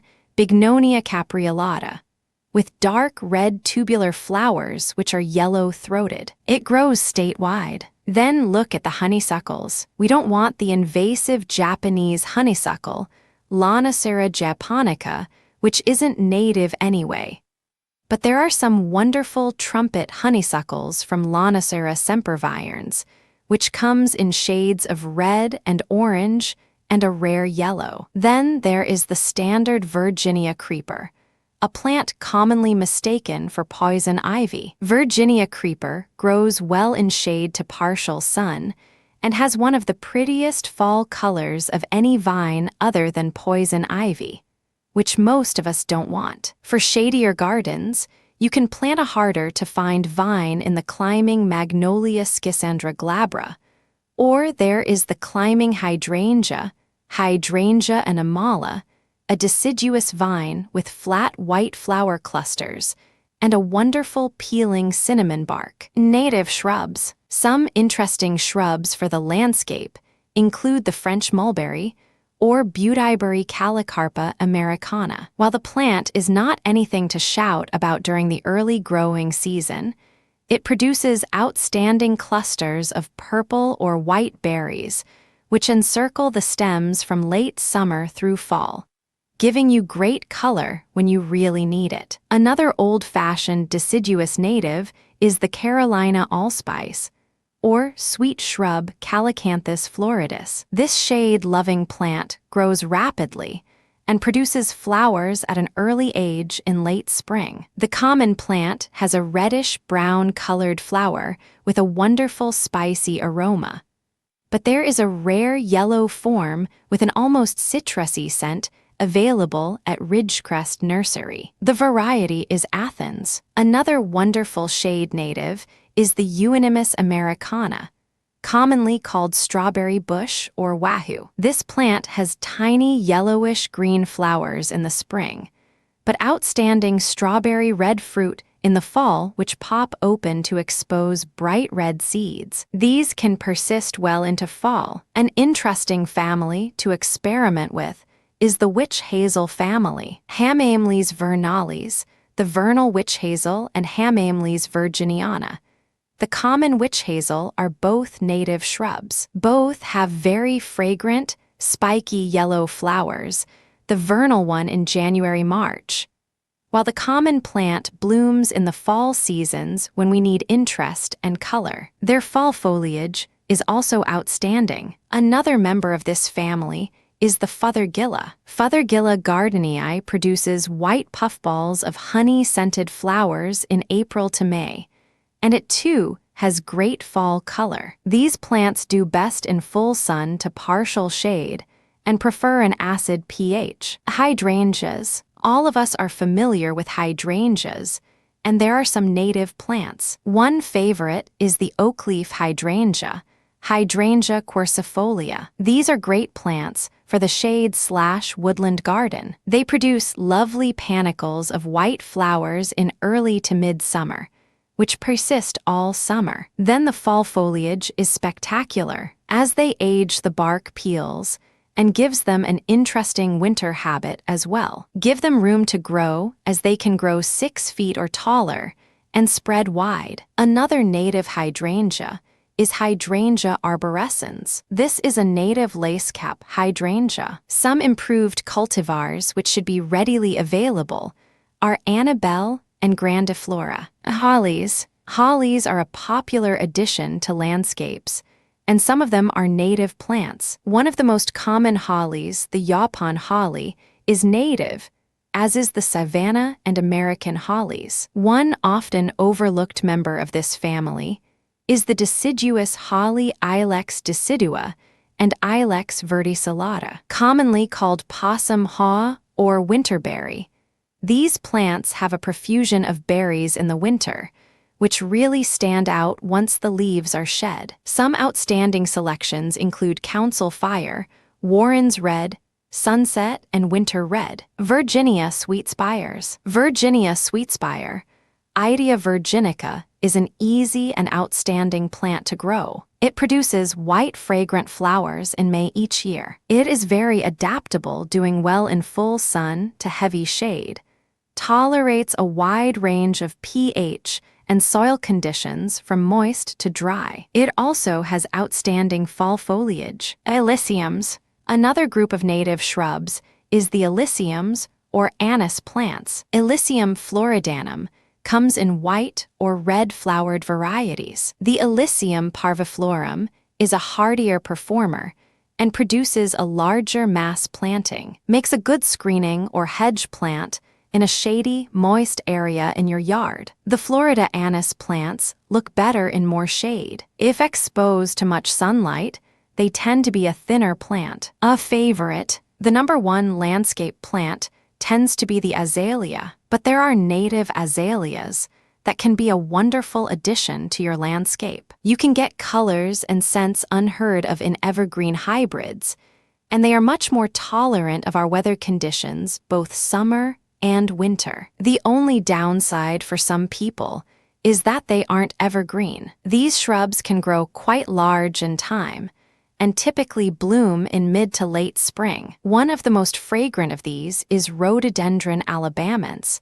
the Alabama azalea. It produces white flowers, blotched in yellow, and can grow up to 8 feet in height. Rhododendron arborescens, or the sweet azalea, produces white to pink azaleas with red styles, grows 5 to 6 feet in height. The flame azaleas, Rhododendron calendulaceum, produces some wonderful yellow and orange varieties. So instead of opting for all evergreens, plant some of these or other wonderful deciduous varieties. They will pay you back with graceful blooms every spring without the fuss of the evergreen type. Viburnums. There are also some nice selections of viburnums, which are native. Most people are familiar with the snowball bush, which is a viburnum, just not native. Some native members of the family include arrowwood viburnum, Viburnum dentatum. Indians used the stalks of this plant to make arrows. Since the wood was strong and straight, it will form a large shrub with white flowers in late spring to early summer. Viburnum nudum is another early summer white bloomer with rapid growth. Following flowering clusters of berries form, which change colors over time. Count Pulaski is an introduced plant from Ridgecrest Nursery. Viburnum prunifolium, the black-haw viburnum, will grow quite large, forming a small tree or large shrub. Similar in appearance to a hawthorn tree, it has small white flower heads in May, followed by a berry. Taller natives, as you can see, you have more options than you knew when it comes to native shrubs. If you need taller plants, those we could call tall bushes or small trees, you could also plant the fabulous native Grancy graybeard, old man's beard, or white fringe tree Shenanthus virginicus. Its clusters of white fringe-like flowers in the spring last longer, and to many, beat a dogwood hand down. They also require a lot less care. There are also numerous magnolias for the landscape. While many think only about the large growing southern magnolia, there are some great native varieties with a smaller size. These include sweet bay magnolia, Magnolia virginiana, the bigleaf magnolia, Magnolia macrophylla. And if you want something almost tropical in appearance, plant the umbrella magnolia, Magnolia tripetala. It has the appearance of a giant schefflera in your garden, and it's hardy. Woody natives. While this is not the only native woody plants that we can grow, it is a good start. Some will be easier to find than others, but check with your local nursery to see what they have. There are also a few nurseries in the state that specialize in native plants. While I don't recommend digging up every non-native plant in your yard, to plant all native plants, add a few natives, and see how you like them. Never go searching these plants in the wild to plant in your yard. If everyone did that, there would be none left for the rest of us. Unless you own the property, you don't have the right to dig anything up. It's also healthier on the plant and easier for you to purchase them from a reputable nursery. If your yard needs some local flavor or some interesting new plants that can almost take care of themselves, plant native shrubs. Antique roses. What goes around comes around is an old but true statement. If you look at the cost of what our mothers considered junk, or the clothes today that looked like what I wore in junior high, you'll find the craze for the past is up and going. Antiques aren't just for furniture and clothing. They are also big in the plant world. Heirloom plants are finding a niche market and filling it. Everything from vegetables to flower varieties are being brought back to our gardens, and roses are high on the list of antique flowers. Beloved for centuries for their wonderful scents and their unique and beautiful flowers, rose lovers everywhere are adding antique roses to their gardens, in the hope of having their cake and eating it too, or in other words, having roses without weekly spray programs. For while all antique varieties aren't immune to the dreaded black spot disease, most of them don't get it or suffer little from its effects. But why did they go by the wayside and are just now returning if they are so wonderful? Several things can be considered. First, hybrid tea roses came on the market and offered much larger blooms in many cases, and almost constant bloom throughout the growing season. Their flowers were more defined and lasted longer, so we went with the new plants to get bigger and more flowers. We traded scent in many cases and ease of growing. We now spray weekly, prune severely yearly, and are much more tied to our gardens than before. Who today has time to devote to weekly pesticide sprays? And many having the time choose not to spray. What is an old or antique rose? The American Rose Society classifies an old rose as any rose introduced before 1867. Many gardeners consider it old if it has survived 75 years or more. Many of the antique roses are pastels. You won't find many bold colors. They almost all have good fragrance and often have a season of bloom, not all season. There are some who have a repeating bloom period. They don't need the drastic yearly pruning, tending to be shrub or climbing in nature. This too makes them easier to handle. There has been a great deal of research on old roses, and you can find many books on the subject, as well as entire nurseries devoted to propagating and selling old roses. So they aren't nearly as hard to come by as they used to be. While there is still an active rose rustler group out there who scours old cemeteries, home sites, and abandoned fields in search of new old varieties, we have a good collection of plants that will do well in our gardens. Antique roses by growth habit lend themselves to blending in with existing landscapes or creating wonderful archways or flowing lines in our gardens. We don't have to devote entire beds to roses because of their special needs. They can be mainstreamed into our gardens. A few naysayers have asked why they would want a rose bush that only blooms 4 to 6 weeks, yet their gardens are comprised completely of azaleas, a plant we're lucky to get 4 to 6 weeks of bloom. Classes or families of roses. Antique roses are divided into classes or families of roses. These include Chinas, noisettes, polyanthas, musks, Old Europeans, bourbons, and teas. Unique characteristics. Each division has unique characteristics, but still offers a wide variety of color and bloom. If you are new to the antiques, visit your local nurseries and see what is available. Visit the local rose growing societies and visit with gardeners who have them. Then experiment. Some possible starters include mermaid, which is a vigorous and thorny plant. It blooms from late spring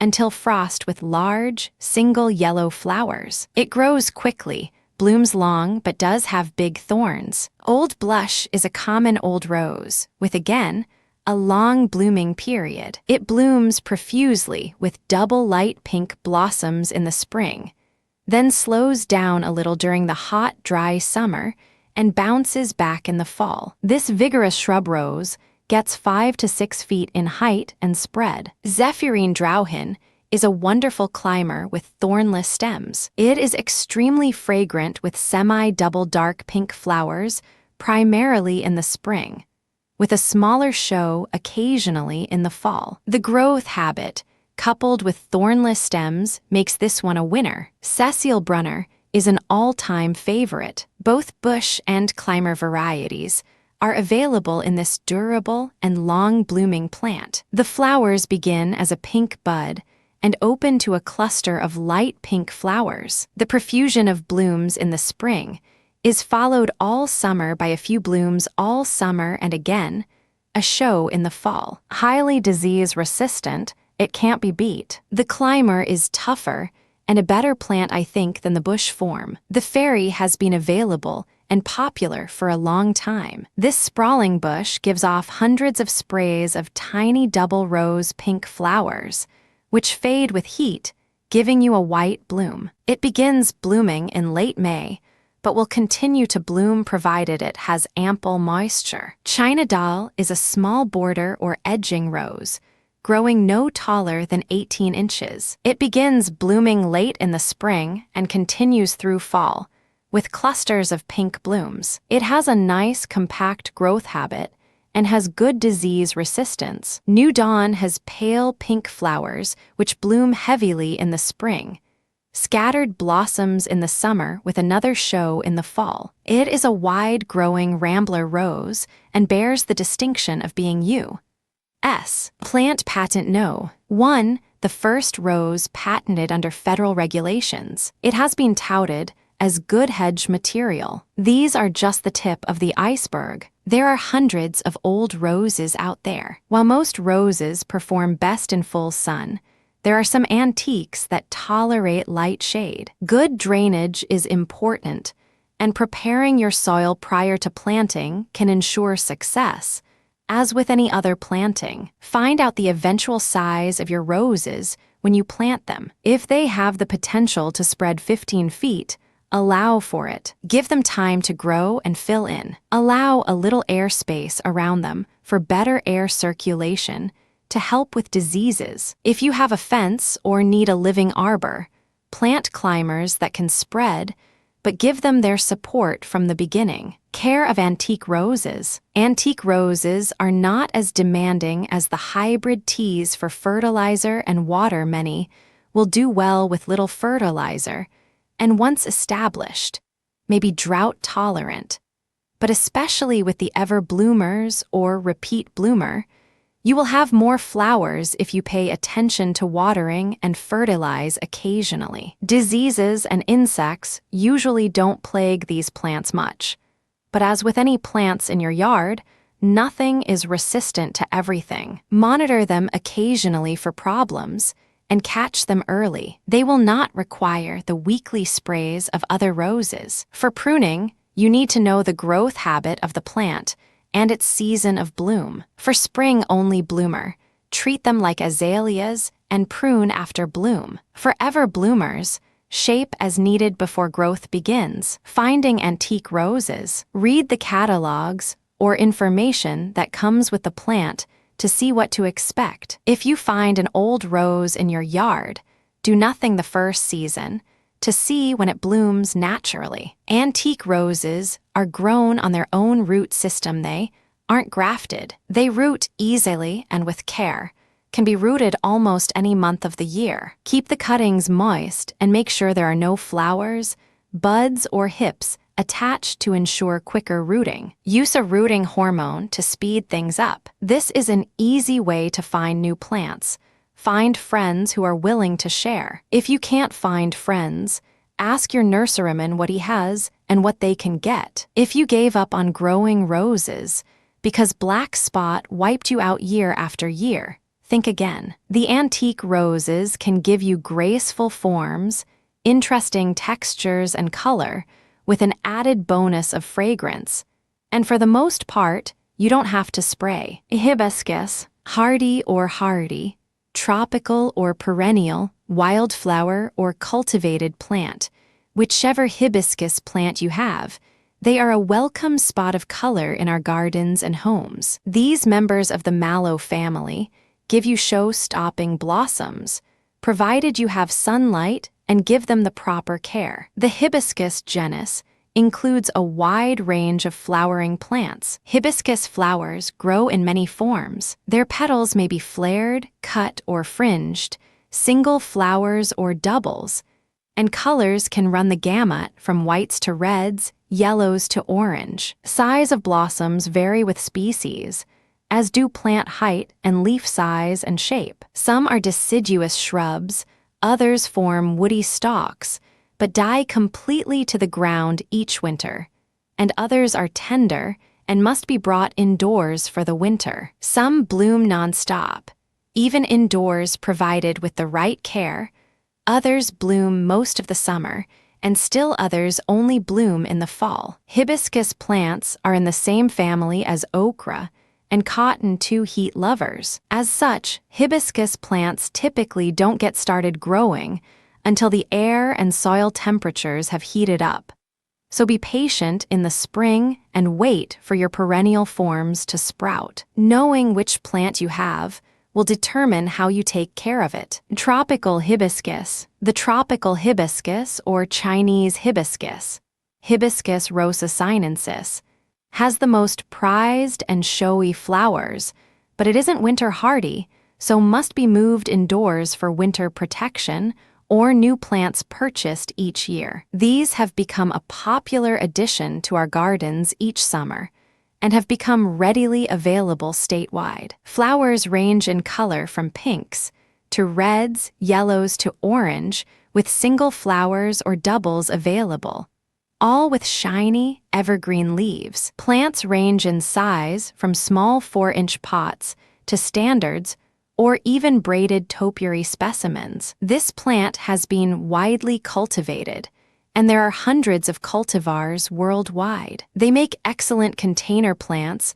or nice annual color in a hot, sunny spot in your garden. Each flower usually only lasts a day, sometimes 2, but a healthy plant should have constant bloom. They prefer a well-drained soil and frequent application of fertilizer in the summer to keep blooming well. Flower buds may drop if the plant is moved to a different climatic area, such as indoors to out, or vice versa. They may also drop buds if the soil gets too dry. Whiteflies can be a problem. If you do choose to overwinter your hibiscus plants indoors, give them a cool, sunny room and allow them to stay on the dry side. Prune them back 1/3 to 1/2 in late January or early February to keep them full and bushy. Perennial hibiscus. The perennial hibiscus, Mishuto's our common rose mallow or marsh mallow, can be found statewide in swampy areas. Large white flowers are the norm on this tall-growing plant. Numerous cultivars have been released as ornamental perennials, giving us the Disco Bell series of 2 to 3 foot tall plants, to the larger Southern Bell with 6-foot-plus stalks. These plants bloom from June through early fall, with flowers as large as dinner plates. Colors range from white to pink to maroon, with some bicolors thrown in. While the plants do form large woody stalks, they die completely to the ground during the winter. They don't begin to grow in the spring until the soil temperature has warmed up. Give them room to grow, since they can be quite large over time. The more sunlight, the better, and they do much better in a moist environment with high organic matter. The large, coarse leaves often are chewed on by various leaf-eating insects. Unless it really takes away from the beauty of the plant, it doesn't hurt the flowering ability at all. Woody seed capsules appear after bloom. They can be planted in the spring,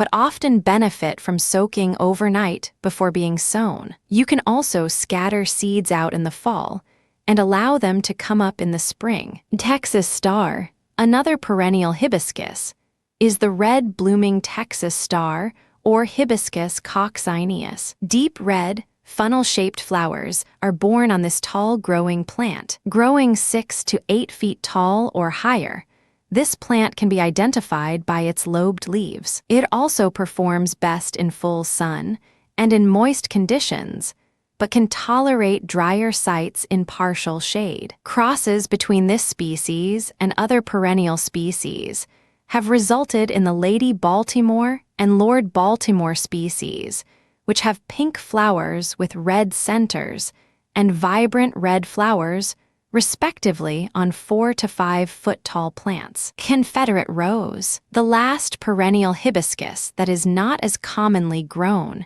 but worth growing, is the Confederate rose or Hibiscus mutabilis. It has the potential for being the largest of the perennial hibiscus, growing 15 feet or more in one season. While not 100% winter hardy, except for in the southern part of the state, this hibiscus has powder puff-like blossoms, which open either white or pale pink and turn a darker shade late in the day. It blooms in the fall only, but is a showstopper when in bloom. It too dies back to the ground, but in moderately hardy areas, you may want to take cuttings before frost hits. Rose of Sharon, another member of the hibiscus genus, is the common, old-fashioned rose of Sharon or Althea, Hibiscus syriacus. This deciduous shrub can be grown statewide in full sun to partial shade. Single flowers or doubles are available. It blooms from summer through frost, in good soil or bad. While the old-fashioned plants were limited to lavender, white, or pink flowers, many new selections are available today, with salmon flowers and bicolors. It blooms on the current season growth, so pruning should be done in late February, prior to new growth beginning. It can be kept in shrub form or pruned into a small tree. Regardless of which hibiscus you choose, they all have something to offer, and for the most part, are easy to care for. Most of these plants should be available now at your local nursery. If you need some extra color, and who doesn't, add some hibiscus plants to your collection. Camellias. When you consider adding flowering shrubs to your landscape, many people consider spring as their primary bloom season, planting azaleas and forsythias. Yet there is a group of plants that can give you flowers from fall through winter, when we desperately need some extra color. Camellias can give you those blooms. While camellias are considered a true southern plant, if given the proper location, they can survive the winters with ease. Camellias are synonymous with southern gardening, yet they are not native to the South. Originally from China and Japan, there are approximately 65 wild forms of camellias, of which over a dozen forms are in cultivation. In the United States, there are 3 or 4 commonly grown varieties, or hybrids thereof. Surprisingly, one of our most common beverages, tea, comes from a Camellia sinensis. It is one of the leading crops in India and Ceylon, growing up to 50 feet in height. The processed young leaves offer us tea. It is also grown as an ornamental in the deep south, as a much smaller plant, usually 5-6 feet. It would need to be brought into a greenhouse or given extra winter protection. There are a few of these plants in the north, but are more common further south. It blooms fragrant white flowers in September and October. Depending on the variety of camellia, you can have blooms from early fall to early spring. Some varieties are hardier than others, and the further north you live in the state, the more limited you are in selections, and the more winter protection you may need. Conditions for growth. Camellias need conditions for growth similar to azaleas, an acid pH, excellent drainage and protection from hot afternoon sun. They grow as an understory plant in their native environment, and therefore prefer an eastern or northern exposure. They must have some sunlight during the day to set flower buds. They like plenty of moisture, but suffer from root rot in heavy soils or poorly drained soils. In types, the two most popular types of camellias grown are Camellia japonica, commonly called japonica, and Camellia sasanqua. The japonica varieties are not as winter hardy as the sasanquas. Japonicas are a zone 8 plant, with a preferred low temperature between 10 and 20 degrees. Sasanquas can tolerate temperatures between 0 and 10 degrees with no damage. Sasanquas typically bloom earlier than japonicas. Most varieties of sasanquas bloom from mid to late October through early January. Japonica varieties typically begin bloom in early to mid-January and continue until spring. Severe winter weather, especially cold winds, may cause some dieback and can cause flower bud damage on those buds showing color. The bloom period on japonicas is often determined by our winter weather. In mild winters, they can begin blooming in early January, and in cold winters, it may be delayed until March. Planting japonica varieties will need more protection and benefit from more shade than the sasanquas. They can grow to a height of 15 feet or more. They have a nice pyramidal growth habit and larger leaves, and larger flowers than their counterpart, the sasanqua. Because of their uniform shape, they require little pruning. Give them room to grow to at least 8 to 10 feet. Repeated heavy pruning can cause damage to the plants. The past few years have shown little winter damage to these plants, but they did suffer heavy damage in the mid-1980 when we had 2 back-to-back cold winters. Offer them extra protection with sheets, burlap, or remay when temperatures are expected below 10 degrees. Plant camellias on the shallow side in a well-drained acid soil. Give them plenty of moisture, especially when it is hot and dry. Give them filtered or morning sun and a little winter protection in extremely cold years, and you will be blessed with a showstopper in your landscape. Flower colors. They come in various flower colors, with both single and double blooms, as well as peony, rose, and anemone forms. Colors range from white to various shades of pink and red. Some varieties include Bob Hope with large, semi-double deep red flowers, Kavana semi-double to rose form, rose red blooms, Debutante large peony type flowers, light pink early bloomer, Mathosiana supreme extremely large double crimson flower with bright yellow stamens, Nuccio's pearl double blooms in white petals blushed in a soft orchid pink, Nuccio's gem with large double white flowers, and Swan Lake extra large, glistening white blooms. Camellia sasanqua. Camellia sasanqua is a more carefree plant. It will tolerate colder temperatures and more sunlight. It is still recommended for a morning sun situation or filtered light in midday. In the north, winter protection will be needed when temperatures fall below 0. Sasanquas have small glossy leaves and can grow to a height of 15 feet or more. However, most are kept in the 6 to 10 foot range. They have a freer growth habit and will tolerate more pruning than the japonicas. Since they begin bloom in the fall, they give us some color at a time when other plants have played out. Heavy frosts can damage open blooms, but will not affect the unopened buds, which will open over a period of several weeks. With ideal conditions, they can be in bloom for 6-8 weeks. Other varieties. Probably the most popular variety is Yuletide, a brilliant fiery red single bloom with a bright yellow center. Other varieties include Apple Blossom white petals with pink edging, Bonanza, a semi-double peony form with scarlet blooms, Chansonette brilliant pink, double blooms with ruffled petals, Cleopatra, a rose pink, semi-double bloom, Yuzi Benny, a pink flower,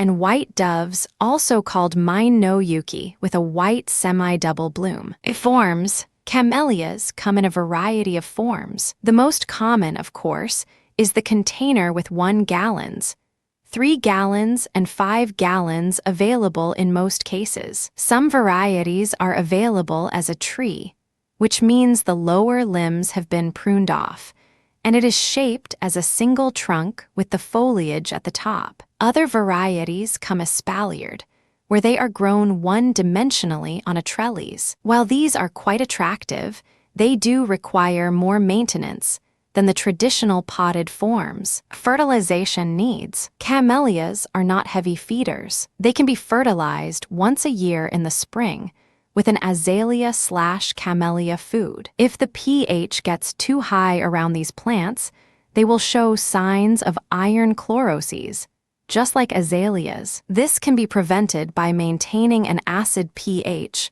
or corrected with iron chelate. Any pruning which is needed should be done in the spring, after all blooms are gone and when new growth has begun. But pruning should be kept to a minimum if possible. Also, like azaleas, they occasionally will suffer from leaf galls, the waxy-like deformed leaves in cool, wet springs. This is more of a nuisance than a life-threatening disease. Landscape construction. Although most people evaluate the success of a landscape development in terms of the selection and condition of the plant materials, most really well-designed landscapes contain a good balance of construction and plant materials. Carefully designed and executed paved surfaces, fences, walls, overhead structures, and edging materials are not only attractive, but also reduce routine maintenance. If possible,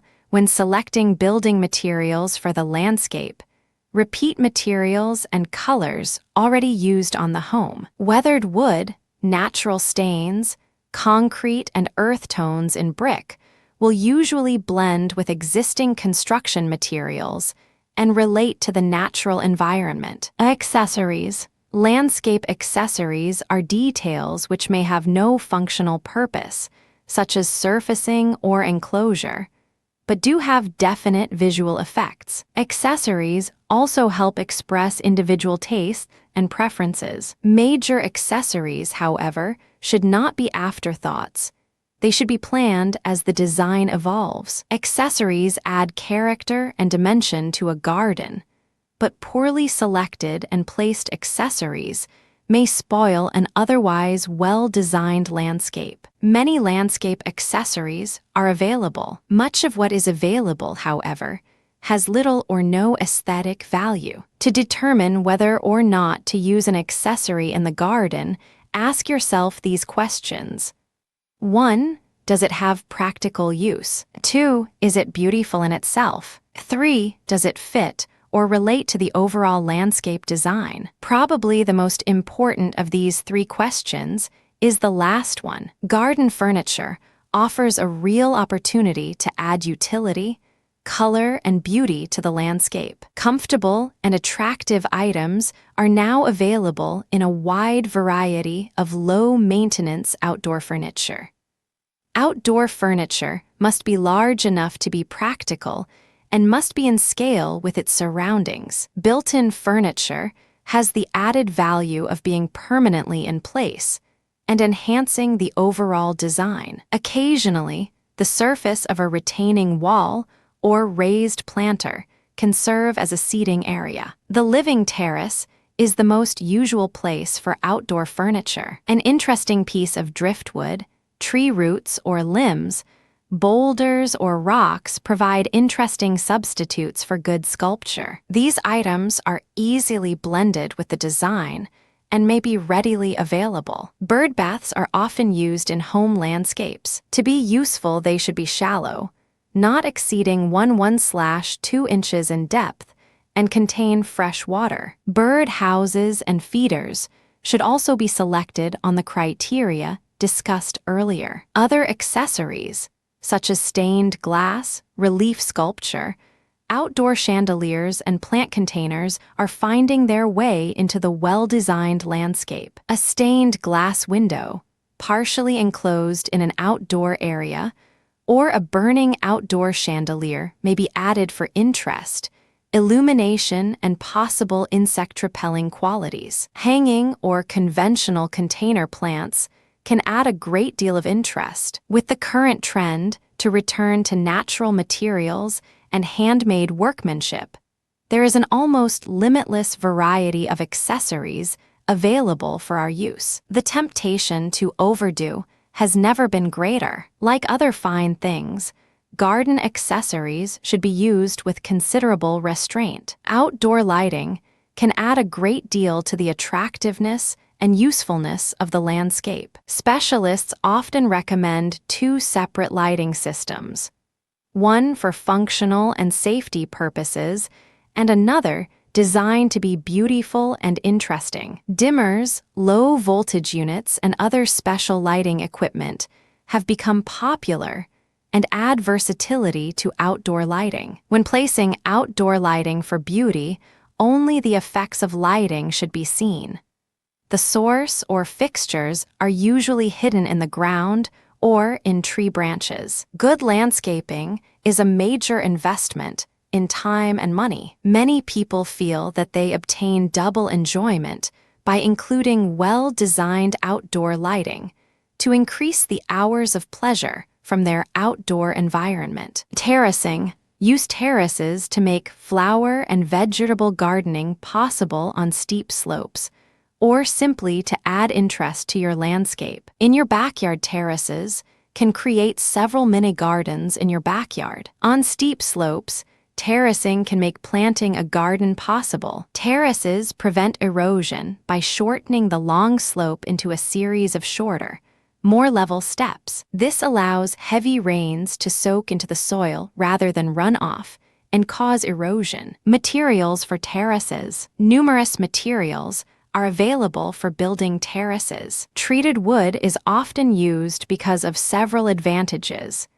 It is easy to work with, blends well with plants, and is often less expensive than other materials. There are many types of treated wood on the market, from railroad ties to landscaping timbers. These materials will last for years. While there has been some concern about using these treated materials around plants, studies have concluded that these materials are not harmful to gardens or people when used as recommended. Other materials for terraces include bricks, rocks, concrete blocks, and similar masonry materials. Some masonry materials are made specifically for walls and terraces and can be more easily installed by a homeowner than other materials such as field stone and brick. Most stone or masonry products tend to be more expensive than wood. Height of walls. The steepness of the slope often dictates wall height. Make the terraces in your yard high enough so the land between them is fairly level. Be sure the terrace material is strong enough and anchored well enough to stay in place through freezing and thawing and heavy rainstorms. Do not underestimate the pressure of waterlogged soil behind a wall. It can be enormous and cause improperly constructed walls to bulge or collapse. Many communities have building codes for walls and terraces. Large projects will need the expertise of a professional to make sure the walls can stand up to water pressure in the soil. Large terraces also need to be built with proper drainage and to be tied back into the slope properly. Because of the expertise and equipment required to do this correctly, you will probably want to restrict terraces you build yourself to no more than a foot or two high. Building a terrace. The safest way to build a terrace is probably the cut and fill method. With this method, little soil is disturbed, giving you protection from erosion should a sudden storm occur while the work is in progress. This method will also require little, if any, additional soil. Contact your utility companies to identify the location of any buried utilities before starting to excavate. Determine the rise and run of your slope. The rise is the vertical distance from the bottom of the slope to the top. The run is the horizontal distance between the top and bottom. This will help you determine how many terraces you need. For example, if your run is 20 feet and the rise is 8 feet, and you want each bed to be 5 feet wide, you will need 4 beds. The rise of each bed will be 2 feet. Start building beds at the bottom of your slope. You will need to dig a trench in which to place your first tier. The depth and width of the trench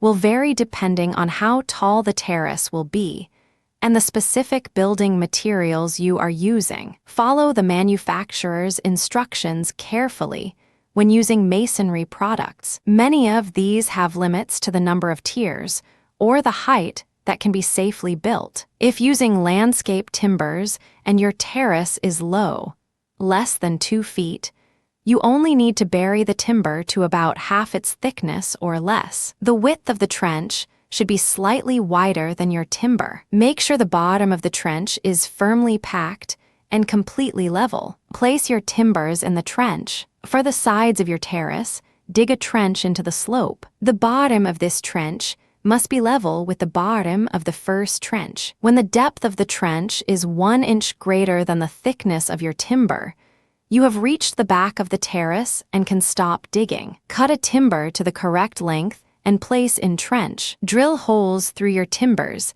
and pound long spikes or pipes through the holes and into the ground. A minimum of 18 inches pipe length is recommended. Longer pipes may be needed for stability for higher terraces. Place the next tier of timbers on top of the first, overlapping corners and joints. Spike these together. Move soil from the back of the bed to the front of the bed until the surface is level. Add another tier as needed. Repeat, starting with step 2. In continuously connected terrace systems, the first timber of the second tier will also be the back wall of your first terrace. The back wall of the last bed will be level with the front wall of that bed. When finished, plant and mulch. Other options for slopes. If terraces are beyond the limits of your time or money, you may want to consider other options for backyard slopes. If you have a slope that is hard to mow, consider using ground covers other than grass. There are many plants adapted to a wide range of light and moisture conditions that require little care, but provide soil erosion protection. These include juniper, Juniperus horizontalis, pachysandra, Pachysandra terminalis, winter creeper, Euonymus fortunae, periwinkle, Vinca minor, Cotonaster, Cotonaster sbp, Patentilla, Patentilla sbp, partridge berry, Gaultheria procumbens, heathers and heath strip cropping is another way to deal with long slopes. Rather than terracing to make garden beds level, plant perennial beds and strips of grass across the slope. Once established, many perennials are effective in reducing erosion. Mulch also helps reduce erosion. The erosion that may occur will be primarily limited to the garden area. The grass strips will act as filter strips and catch much of the soil that may run off the beds. Grass strips should be wide enough to mow across the hill easily as well as wide enough to effectively reduce erosion. Backyard ponds. A pond or water garden will likely become the focal point for all your backyard conservation. Backyard ponds and water gardens are for birds, butterflies, frogs, fish, and you and your family. These ponds are typically small, sometimes no larger than 3 to 4 feet in diameter. They may be built in barrels or other patio containers. Water is effective in drawing wildlife to your backyard. It is also a natural, relaxing, and scenic addition that can provide interest and enjoyment. Where to put a backyard pond? Consider locating your backyard pond where you can see it from a deck or patio. Have it blend in with its natural surroundings. Elevate the soil around the pond slightly so that excess water will flow away from the pond, not into it. Make sure that any drainage from the pond is away from your house. Plan to landscape around the pond to provide habitat for frogs and birds that need land and water. If you plan to use a pump to recirculate water, use a filter or light the area, be sure electrical service is available. There will be less maintenance if your pond is not under trees. Most aquatic plants will grow better in full sun. If you do not have space in your yard for a built-in earthen pond, consider a tub pond or large water bowls. These can be placed on the patio and provide many of the same benefits as a built-in pond. There are numerous tub kits available that can be as simple as adding water, a pump, and some plants. They can also be moved inside in the winter, as long as good lighting is provided for plants. Pond liners. Pond liners keep water from seeping into the soil. Even in heavy clay soils, a liner is necessary. You can buy rigid pond liners in a variety of shapes. These are durable and may include built-in waterfalls. Many are quite small. If you want a larger pool or would like to design your own shape, consider using a polyvinyl chloride (PVC) liner. Use a liner specifically designed for pools. While other plastics initially may be cheaper, many are not resistant to ultraviolet light and will break down quickly. Some plastics may also be toxic to fish. Liners also come in different thicknesses. A thicker liner tends to be more resistant to punctures. While expensive and requiring more expertise to install, cement is also an option as a pool liner. If you use PVC, you will need to get a liner large enough for your pool. To determine how large a piece you will need,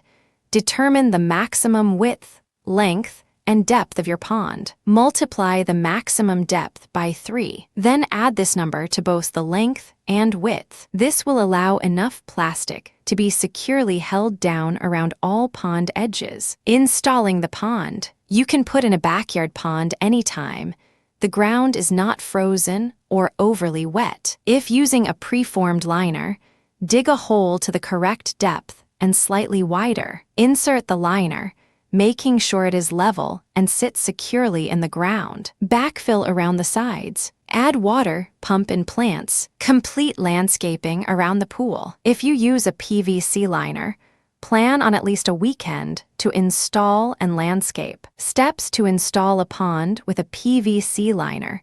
Decide on your pond's location. Using a hose or rope, lay out the shape of your pond on the ground. Once you are happy with the shape, start digging. Stockpile your topsoil so you can use it to landscape around your pond. Plan for part of your pond being at least 18 to 24 inches deep.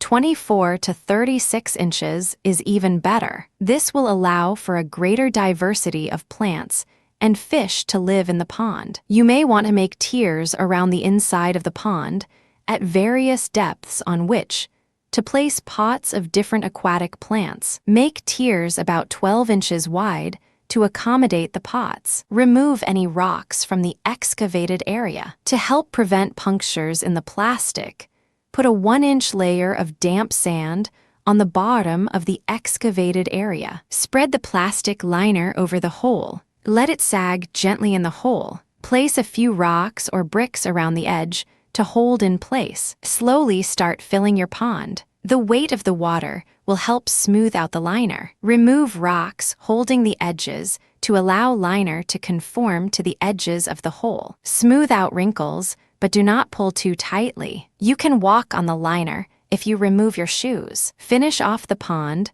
by placing rocks around the edge to securely hold the liner in place. Install pump and filter if desired. Many smaller pumps have a built-in filter. For larger pools, a separate pump and filter may be necessary. Make sure the filter and pump are adequate for the volume of water in your pond. Pumps not only add interest, but are important in adding oxygen to the water. If you want a fountain or waterfall in your pond, you will need a pump to circulate the water. Let the pond sit for a few days before adding fish and plants. This allows chlorine to evaporate from the water. Chemicals are also available that will quickly neutralize chlorine and other harmful compounds. Place plants at various depths and add fish. Establishing plants. For ponds, consider a mix of emergent, submergent, and floating species. Emergent plants,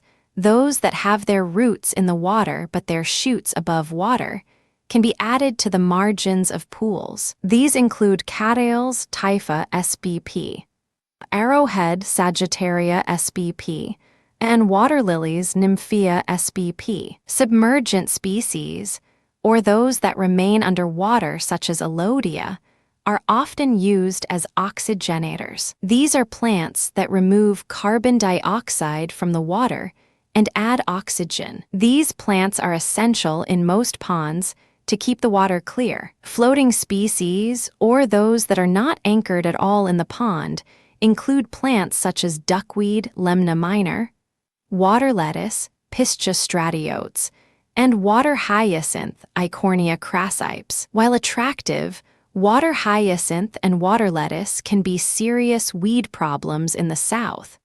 However, since they are not winter hardy, there is no problem with them spreading in northern climates. While not as effective as oxygenators, these plants help keep the water clear by limiting the amount of sunlight that algae receive. In tiny ponds created in barrels and similar containers, these plants may be adequate to maintain clear water. Choosing and establishing plants for ponds. Consider the following when selecting plants. How deep is the water? This will be a factor in establishing plants and their survival over winter if you live in colder regions. Some species need a minimum depth of 2 to 3 feet to grow well. Is your pond permanently installed in the ground, or is it a small tub that will be moved inside in the winter? In this case, even tropical plants may be an option. Will you drain your pond in the winter? If you intend to drain your pond,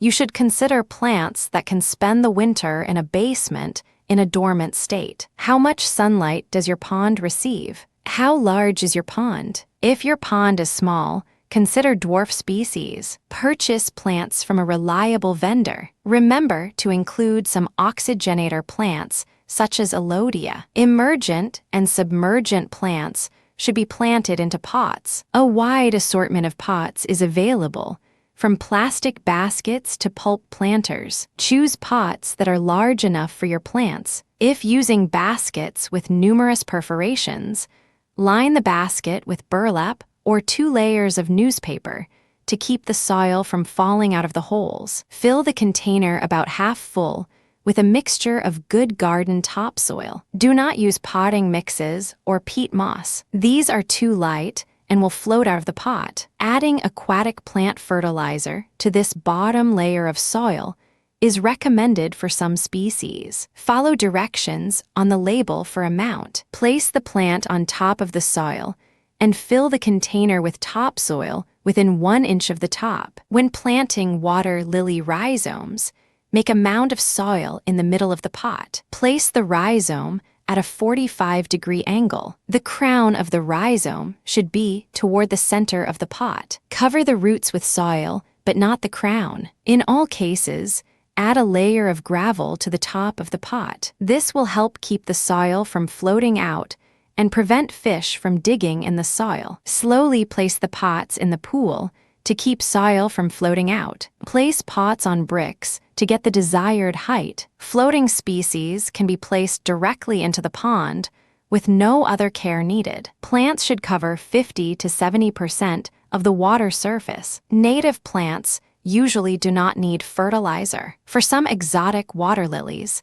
limited fertilizing once yearly may be required. Check with your nursery on care of plants and how deep to place potted plants. Be aware that over-fertilizing may cause unwanted algae blooms, which can rob the water of oxygen. Add fish and scavengers. Consider stocking your backyard pond with native fish. They are fun to watch and help keep the pond free of unwanted insects. Most small ponds will warm up quickly in the summer, so make sure you stock with fish that can tolerate elevated temperatures. You'll also need scavengers, such as aquatic snails and tadpoles, to help control algae. In cold climates, a heater may be necessary for fish to survive the winter. However, this uses a significant amount of electricity, and in most cases, probably is not justified. A better option may be to set up an indoor aquarium in which to overwinter fish and plants. Maintenance. Algae is a common problem in many newly established ponds. The water often becomes an unsightly green after a few days. While your first instinct is to drain the pond and start over, this only prolongs the problem. Once a pond is balanced, algae usually are kept at an acceptable level. A balanced pond is one in which the nutrients are at the appropriate level for the plants present. Excess nutrients and light are needed for algae. Reducing the nutrients and decreasing the amount of light entering the water will help reduce algae. Floating plants, or those with broad leaves such as water lilies, will help reduce the amount of light available for algae and compete for available nutrients. Scavengers such as snails will help clean up wastes from the bottom of the pond. Pond filters can help reduce algae, but require maintenance. Filters need to be cleaned frequently if algae is a problem. Chemicals can also be used to control algae. Use cautiously as they can be toxic to other plants and aquatic life. The need for algicides should decrease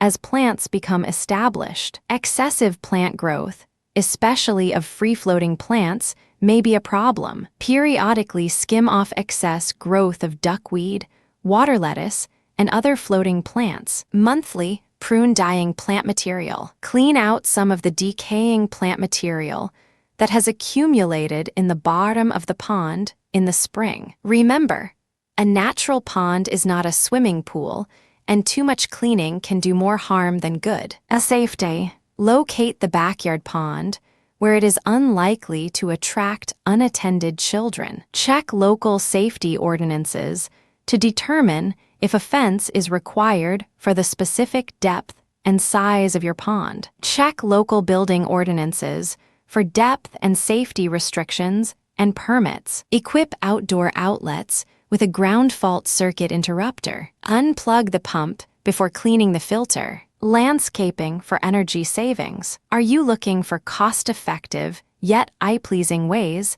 to lower your energy bills? Planting trees, shrubs, vines, grasses, and hedges could be the answer. In fact, landscaping may be your best long-term investment for reducing heating and cooling costs, while also bringing other improvements to your community. Landscaping is a natural and beautiful way to keep your home more comfortable and reduce your energy bills. In addition to adding aesthetic value and environmental quality to your home, a well-placed tree, shrub, or vine can deliver effective shade, act as a windbreak, and reduce overall energy bills. A well-designed landscape will cut your summer and winter energy costs dramatically, protect your home from winter wind and summer sun, reduce consumption of water, pesticides, and fuel for landscaping and lawn maintenance, help control noise and air pollution. Landscaping saves money year-round. Carefully positioned trees can save up to 25% of a household's energy consumption for heating and cooling. Computer models devised by the U.S. Department of Energy predict that the proper placement of only 3 trees will save an average household between $100 and $250 in energy costs annually. On average, a well-designed landscape provides enough energy savings to return your initial investment in less than 8 years. An 8-foot, 4-meter deciduous, leaf-shedding tree, for example, costs about as much as an awning for one large window and can ultimately save your household hundreds of dollars in reduced cooling costs, yet still admit some winter sunshine to reduce heating and lighting costs. Landscaping can save you money in summer or winter. In summer, you may have noticed the coolness of parks and wooded areas compared to the temperature of nearby city streets. Shading and evapotranspiration, the process by which a plant actively moves and releases water vapor, from trees can reduce surrounding air temperatures as much as 9 degrees F, 5 degrees C. Because cool air settles near the ground, air temperatures directly under trees can be as much as 25 degrees F, 14 degrees C, cooler than air temperatures above nearby blacktop. Studies by the Lawrence Berkeley Laboratory found summer daytime air temperatures to be 3 degrees F to 6 degrees F, 2 degrees C to 3 degrees C, cooler in tree-shaded neighborhoods than in treeless areas. A well-planned landscape can reduce an unshaded home's summer air conditioning costs by 15% to 50%. One Pennsylvania study reported air conditioning savings of as much as 75% for small mobile homes. Winter. You may be familiar with wind chill. If the outside temperature is 10 degrees F, minus 12 degrees C, and the wind speed is 20 miles per hour, 32 kilometers per hour, the wind chill is minus 24 degrees F, minus 31 degrees C. Trees, fences, or geographical features can be used as windbreaks to shield your house from the wind. A study in South Dakota found that windbreaks to the north, west, and east of houses cut fuel consumption by an average of 40%. Houses with windbreaks placed only on the windward side, the side from which the wind is coming, averaged 25% less fuel consumption than similar but unprotected homes. If you live in a windy climate, your well-planned landscape can reduce your winter heating bills by approximately 1/3. Landscaping for a cleaner environment, widespread tree planting, and climate-appropriate landscaping offer substantial environmental benefits. Trees and vegetation control erosion, protect water supplies, provide food, create habitat for wildlife, and clean the air by absorbing carbon dioxide and releasing oxygen. The National Academy of Sciences, NAS, estimates that urban America has 100 million potential tree spaces, i.e., spaces where trees could be planted. NAS further estimates that filling these spaces with trees and lightening the color of dark, urban surfaces would result in annual energy savings of 50 billion kilowatt-hours. 25% of the 200 billion kilowatt-hours consumed every year by air conditioners in the United States. This would reduce electric power plant emissions of carbon dioxide by 35 million tons, 32 million metric tons, annually, and save users of utility-supplied electricity $3.5 billion each year, assuming an average of $0.07 per kilowatt-hour. Also, some species of trees, bushes, and grasses require less water than others. Some species are naturally more resistant to pests, so they require less pesticides. Another alternative to pesticides is integrated pest management, an emerging field that uses least toxic pest control strategies. One example is to introduce certain insects, such as praying mantises or ladybugs, to feed on, and limit populations of landscape-consuming pests. Certain grasses, such as buffalo grass and fescue, only grow to a certain height, roughly 6 inches, 15 centimeters, and are water thrifty. By using these species, you can eliminate the fuel, water, and time consumption associated with lawn mowing, watering, and trimming. Also, recent studies have found that gasoline-powered mowers, edge trimmers, and leaf blowers contribute to air pollution. Climate, site, and design considerations. Climate. The United States can be divided into 4 approximate climatic regions: temperate, hot-arid, hot-humid, and cool. The energy-conserving landscape strategies you use should depend on which region you live in. These landscaping strategies are listed by region and in order of importance below. Temperate. Maximize warming effects of the sun in the winter. Maximize shade during the summer. Deflect winter winds away from buildings. Funnel summer breezes toward the home. Hot arid. Provide shade to cool roofs, walls, and windows. Allow summer winds to access naturally cooled homes. Block or deflect winds away from air-conditioned homes. Hot humid. Channel summer breezes toward the home. Maximize summer shade with trees that still allow penetration of low-angle winter sun. Avoid locating planting beds close to the home if they require frequent watering. Cool. Use dense windbreaks to protect the home from cold winter winds. Allow the winter sun to reach south-facing windows. Shade south and west windows and walls from the direct summer sun if summer overheating is a problem. Microclimate. The climate immediately surrounding your home